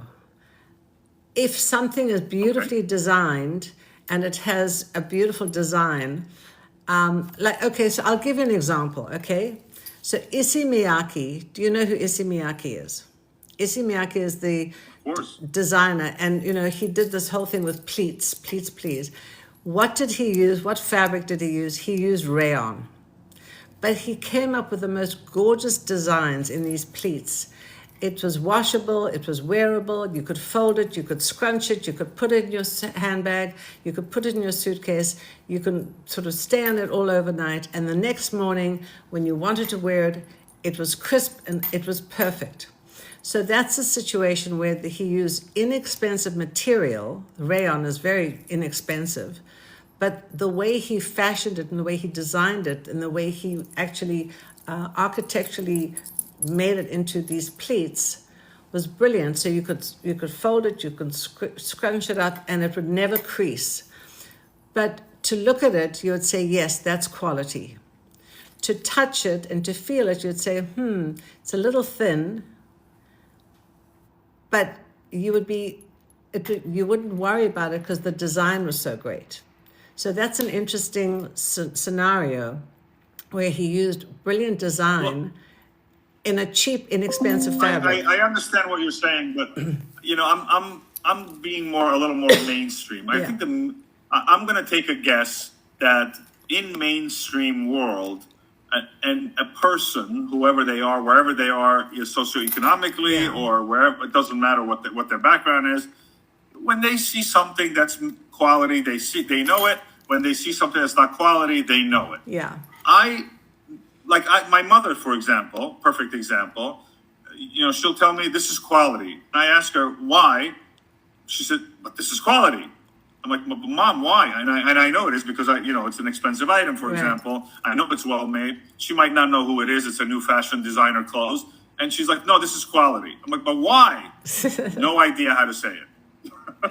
Well, no idea. But, the reason I bring that up is because perfume, I believe, has that same, standards. When they smell it, it's mainstream. When they smell some beautiful bouquet, they just say, wow, this is different. Yeah. They know. Exactly. They just know. Well, that's one of the things about cheap, inexpensive, and quality and luxury. there is something definitely different between a $7 price per pound of a rose and a $500 price per pound. Talk about the word depth. A fragrance that's at the $500 per pound or per kilo price point it's almost like it's velvet. It has a beautiful velvet feel. It has a quality feel that an inexpensive fragrance, I like to use the word linear. It's almost linear. It's almost one-dimensional. It's one-dimensional. A quality fragrance or a quality product, but a quality perfume is multi-dimensional. You smell the earth, the dew, you smell the petals, you smell the rose, you smell everything, and it's a big, robust, multi-dimensional fragrance as opposed to something very single-noted and linear. A rose could be linear, it could be single-noted, but it just has quality. It's almost surrounded in silk. It's surrounded in cotton balls. It's surrounded with a cloud material so that it gives it a softness and a fullness as opposed to something very linear and very direct. I don't know if I'm explaining it properly. You are. You are. How about the following question I have? Okay. When composing fragrance in the hands of an amateur compared to in the hands of a seasoned, a person who's been in it for 50 years. Can you talk about that? That's a really big question. So Why? okay, and we have a few minutes left. So somebody who's seasoned, who's been a professional for many years, who is very well versed and well educated with good knowledge about the subject, somebody who's a perfumer like that, is going to give you quality, but maybe not adventure.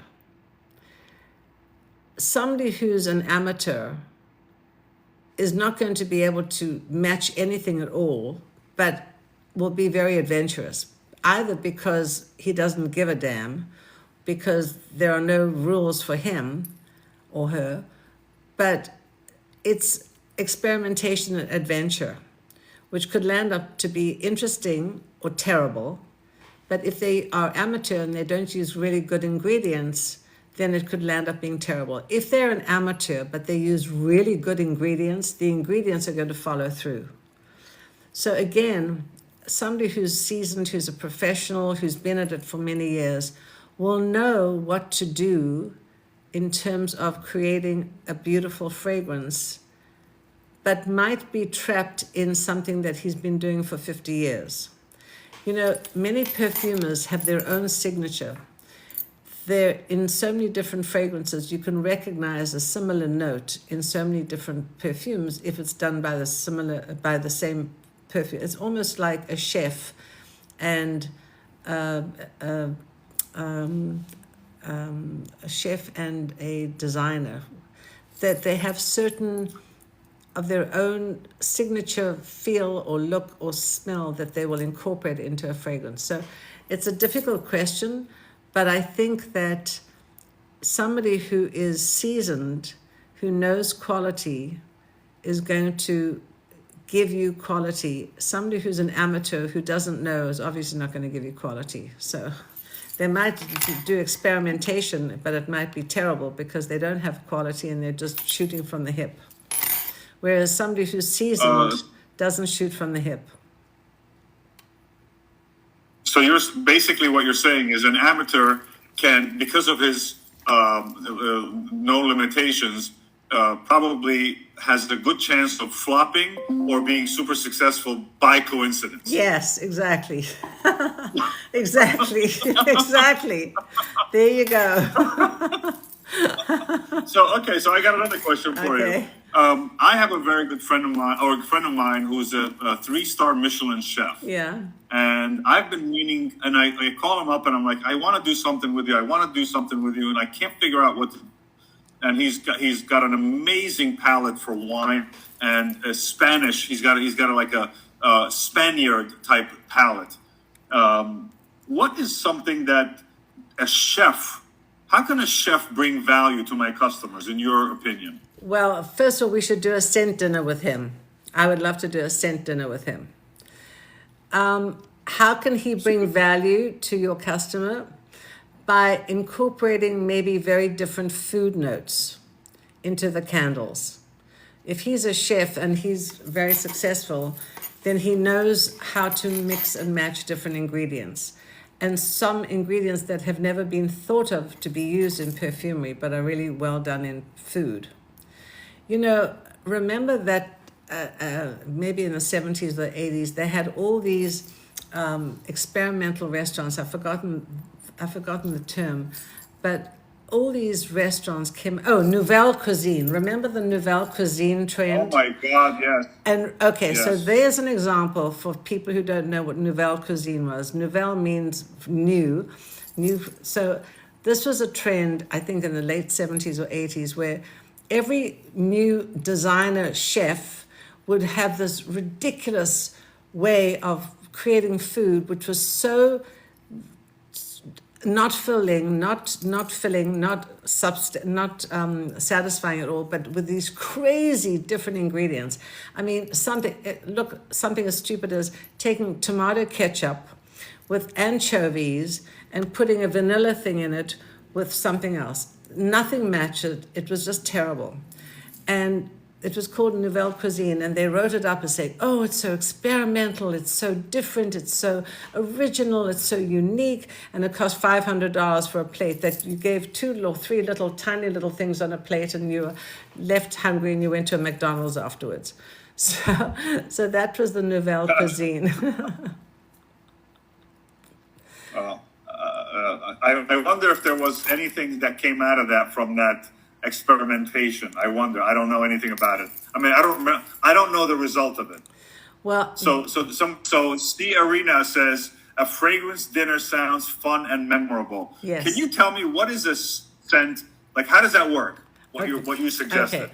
So what I do is first of all, I work with a chef, and we decide, the client, whoever does it, will know the budget. So it's a 3-course meal or a 4-course meal. So let's just talk about a 4-course meal right now. I call it sip, sniff, and savor. So the first course would be a salad. Everybody starts with a salad, but what would be different about the salad? It would have some wonderful ingredients, citrus ingredients, a mandarin, a tangerine, maybe a lovely zesty citrus dressing.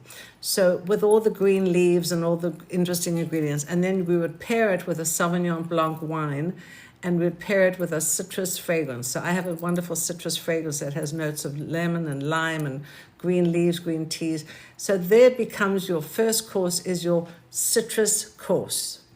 The wine, the fragrance, and the food. The second course would be something that would have a Chardonnay, because you want a second white wine. And that would be your dry, full-bodied, oaky, rich Chardonnay.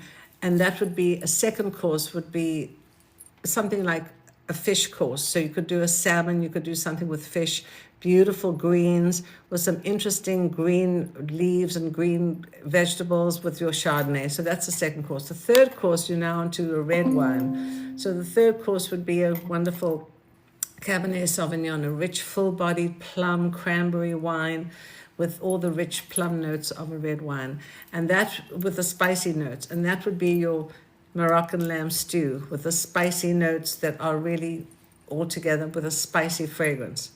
And the third course would be your dessert. The fourth course would be your dessert, which is typically your fruit, your ice cream, your vanilla, and we would pair it with a beautiful fruity vanilla fragrance and a muscadet wine. So you have all 4 scent buds, scent tasting, and at the end, I create a fragrance for people in either lovely atomizer or a beautiful bottle that has the ingredients that we choose, and it becomes a memorable gift. And everybody, every time they wear the fragrance, they'll think of the dinner. So how does that sound? That is, I feel like that's a big endeavor. Is it very difficult to execute? No, not difficult at all, because you work with a chef. They have their own recipes. We could work with their recipes, and we would just have a themed dinner. And depending on, where we go and who does it, we could work out pricing. But it's not going to be $9.95. It's not $9.95 or $29.95. I mean $29.95. It's more like much higher. But it becomes a beautiful, memorable gift. It's going to be minimum. It's going to be minimum $200 a person. Oh, and more and higher, like 500. Yeah, probably. Yeah, That's what I said. right. Minimum $200 a person. Yeah. Minimum. But guess what? It's a dinner you'll never forget.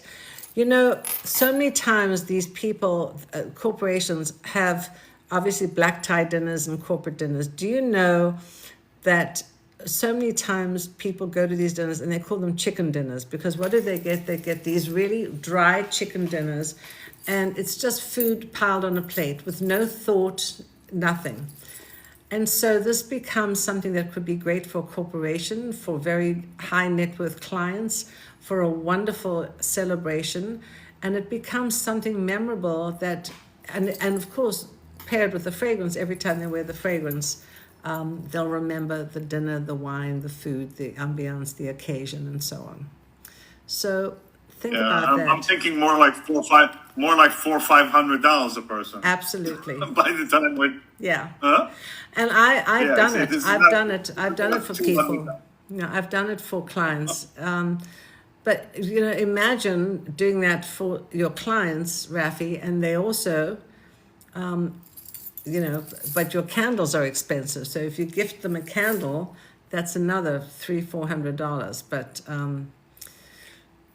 it's something to think about. I don't know. This is like, this particular chef is out in the Hamptons, and I don't know if I have the clients I have out in the Hamptons. I don't think they're going to come out. I don't know. Maybe I'm putting the kibosh on it before I even start. I don't know how to. I've never executed something like that, so I wouldn't know how to do it. Well, but it can't be that hard. I have, but it could really be great if we tied into a charity, and a charitable thing that can tie into fragrance or Alzheimer's because of memory and emotion.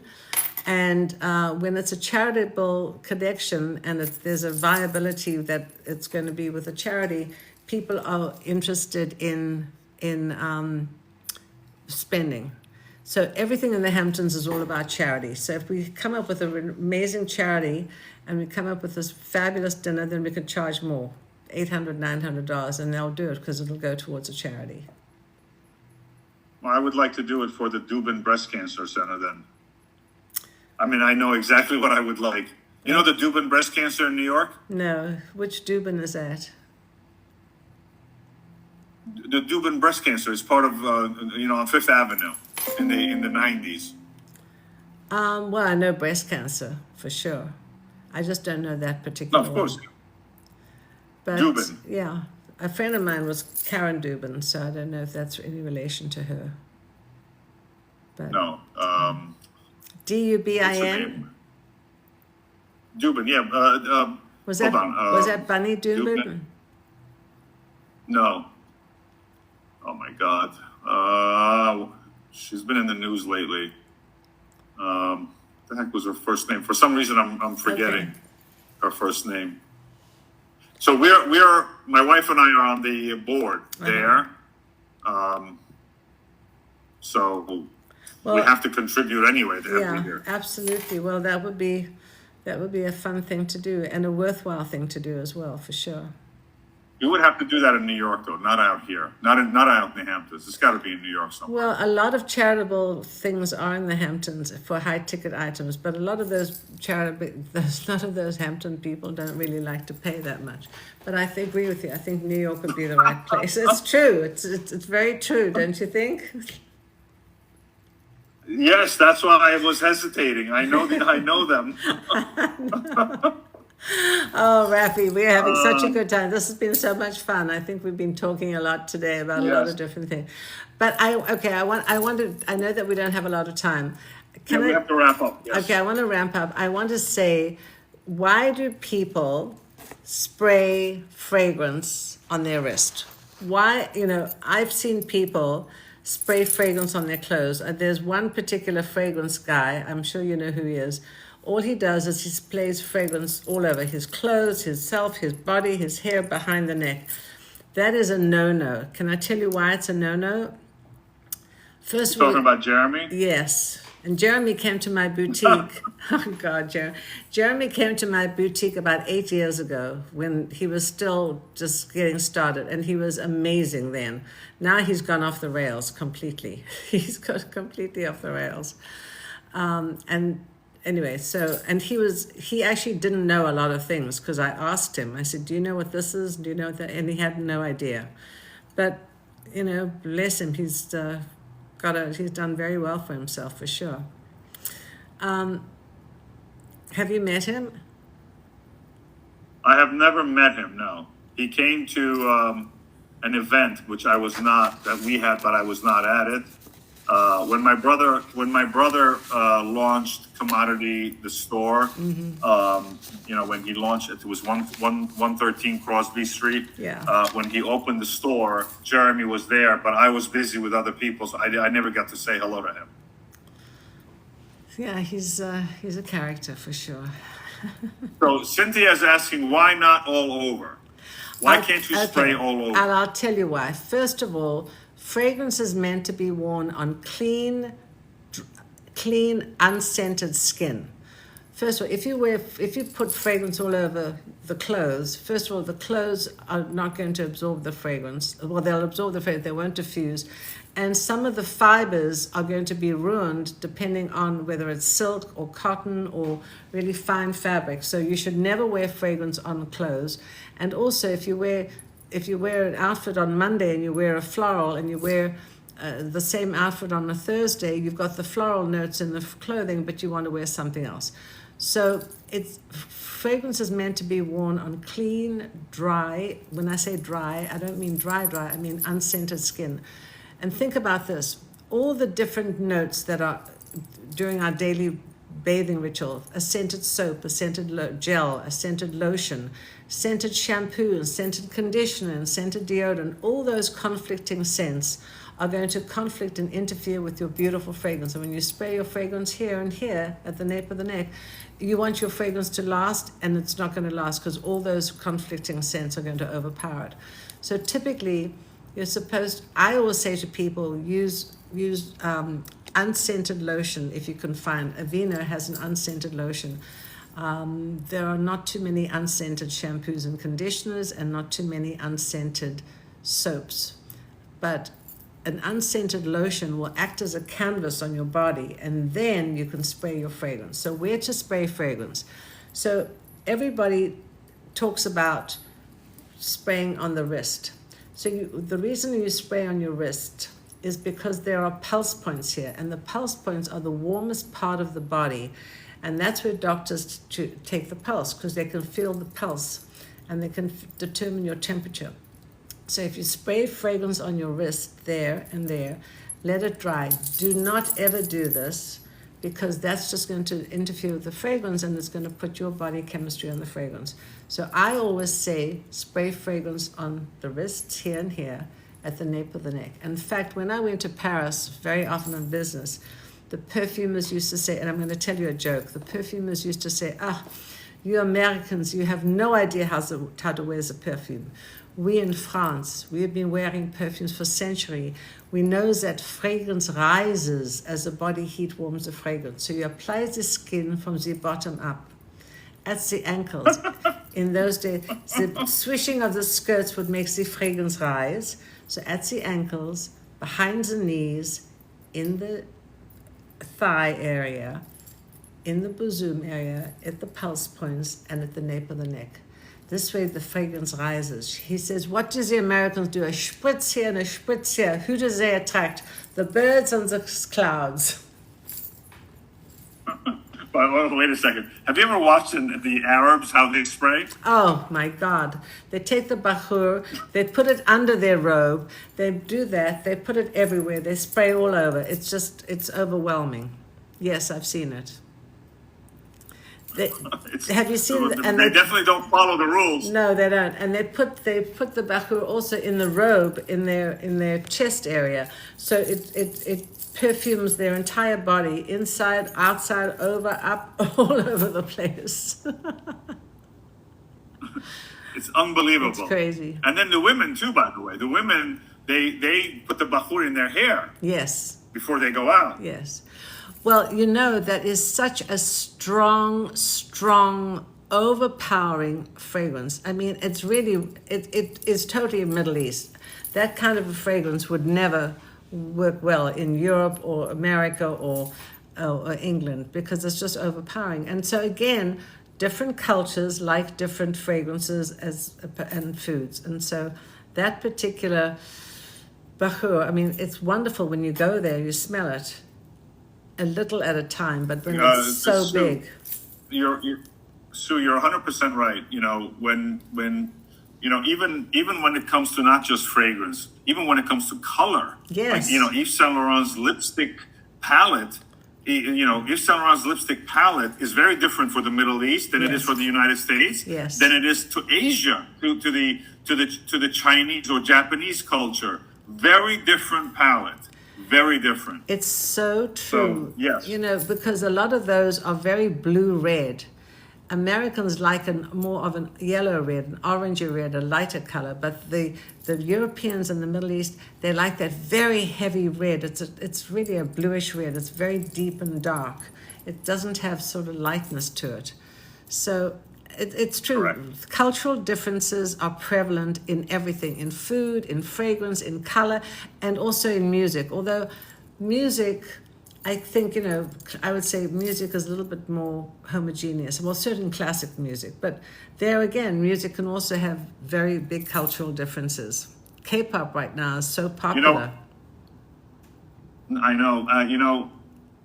When you get a certain age, you want to learn more about other people's cultures. Yeah. And what offends, even behavior is so different. Like in Japanese culture, it is so taboo to open a gift in front of the gift giver. Yes. Whereas in the United States, if you don't open the gift, you're like booed, basically. So you have to understand cultural differences so that at least, like even in Chinese culture, when you eat, your mouth is making noise. That is a symbol of liking the food. Exactly, Whereas here, you're like, it's so rude.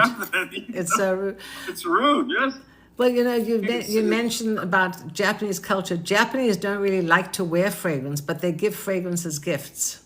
And so that whole gift giving of the unwrapping and putting the gifts beautifully in the beautiful fabrics, that is a symbol of luxury, and it's a symbol of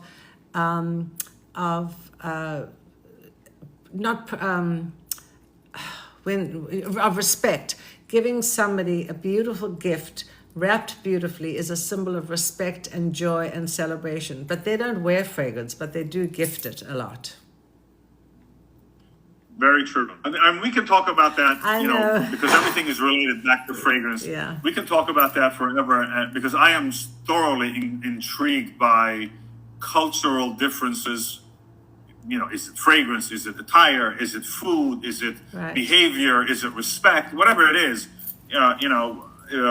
I'm intrigued by all that, and because you're intrigued, you learn, and then you can come back to your art, which for me is my fragrance making. Do it with intent. That's the reason why I learn about all the cultures, so that when I execute with my fragrance, I am executing with intent, with knowledge, with background, not because on a whim. It's never on a whim. And that then becomes so authentic, because, Rafi, that's what you're doing, and you're exploring and you're creating things that, culturally you're educating yourself. And so you can really talk and understand what happens in Japan and China and South America and Europe and Florida. I'm very lucky and I feel very grateful. I was born in South Africa, but I traveled a great deal to London, to Europe, to China, to Japan. I haven't been to the northern countries, the Sweden or Stockholm or those, but I've been pretty much everywhere. And I think travel is a wonderful barometer to really help you understand different cultures, because there are some cultures, as you say, that if you do certain things one way, it's considered rude and disrespectful, and the other way, it's considered polite, and you can really crisscross them. And I think that... So I asked... Go ahead. Sorry, I thought you were done. I said I asked a question about a year ago on my social media to people in general. Yeah. I said, please answer this question. If you have a child and you can only choose one, 4-year college, $300,000, or 4 years travel, $300,000, which one would you choose for your child? And what was the answer? Many said actually travel. Say that again. Many. I said, I heard many people, which I was surprised, said to travel. Look, Nicole says travel. Right, I see that. Shabila says travel. You see that? Well, if you... I think true wealth is in travel. Well, what it does is it really helps to determine other cultures, because you see, America is so big. I will give you a story. When I used to travel around America, it's so vast, it's so big that people get blasé. They say, well, this is America. It's the biggest country in the world. We don't have to know anybody because everybody has to know us. And so by that attitude, by not really wanting to understand different cultural aspects, you limit yourself, even though this is the biggest country and it's a wonderful country and we can discuss all that. But it doesn't give you a lot of color and texture. If you start to travel, you start to see different cultural aspects, how people behave, what's considered polite, what's considered impolite, how to respect people. And honestly, I think a lot of young people today, if they don't travel, they have a very blasé attitude that, this is the way it should be because this is America and it's the biggest country. But by traveling, you can really understand different cultures. I mean, this is why they get molded a lot. I mean, they get affected a lot. Like, if you go to, for example, if you go to Israel, you go to Jerusalem, you see, the Palestinian with the Israeli hanging out and having a good time and partying together, or you go to Pakistan, which generally Pakistanis and Indians don't like each other, yet there they are intermarrying, having a good time. All the things that you hear on media, very different in reality. Today, Japan and China, they used to be arch enemies, and today it's a very different story, very different story. But listen, for me, if you say you have northern countries, the Nordics, their culture is very interesting. Their bakery is very interesting. Their physical fitness is very interesting. Their outlook for winters. I watch these. I search and I watch, and I know we're going beyond the time now. But there are bakeries in Netherlands that has no roads. You have to get to the bakery on what do you call it? On by skis, bicycle. On cross country skis, so that you can get to the bakery, and the bakery is always full because Can you imagine us in this country doing that? No, because it's such a tradition. You go in early in the morning to the bakery, you get your fresh croissants or you get your fresh bread. It's fresh. Nothing stays forever and it doesn't go moldy. And when I go to Europe, in 5 days I can lose 10 pounds because I can eat everything, but the food there's no chemicals, no preservatives, and it's just wholesome, fresh food. Here, you can be on diet forever and you can hardly ever lose weight because there's so many chemicals and so many preservatives in the food here, it's a tragedy. I have to tell you a funny story. Sure. Talking about travel. And then I have to go because I really 8:30 I have to be somewhere. Yeah, me too. I have somebody coming. So we were traveling. I was with my family. We were traveling in Switzerland, and there was an American there. We were all having breakfast, and the American heard I'm talking about many years ago, heard our accents. So he said, "Oh, where are you from, you guys?" So we said, "We're from South Africa." He said, "Oh, South Africa. Is that anywhere near the Golan Heights?" Oh my God, it's embarrassing. Yeah, is that anywhere near the Golan Heights? So we laughed. But anyway, That's embarrassing. That's embarrassing for them. I know. All right, Anyway, this was Sue, fun. thank you. Yes, and I just want everybody to know Sue's going to be back next Next week. Thursday, 6 o'clock Eastern Standard Time again, and she has different subjects she's going to talk about next Thursday.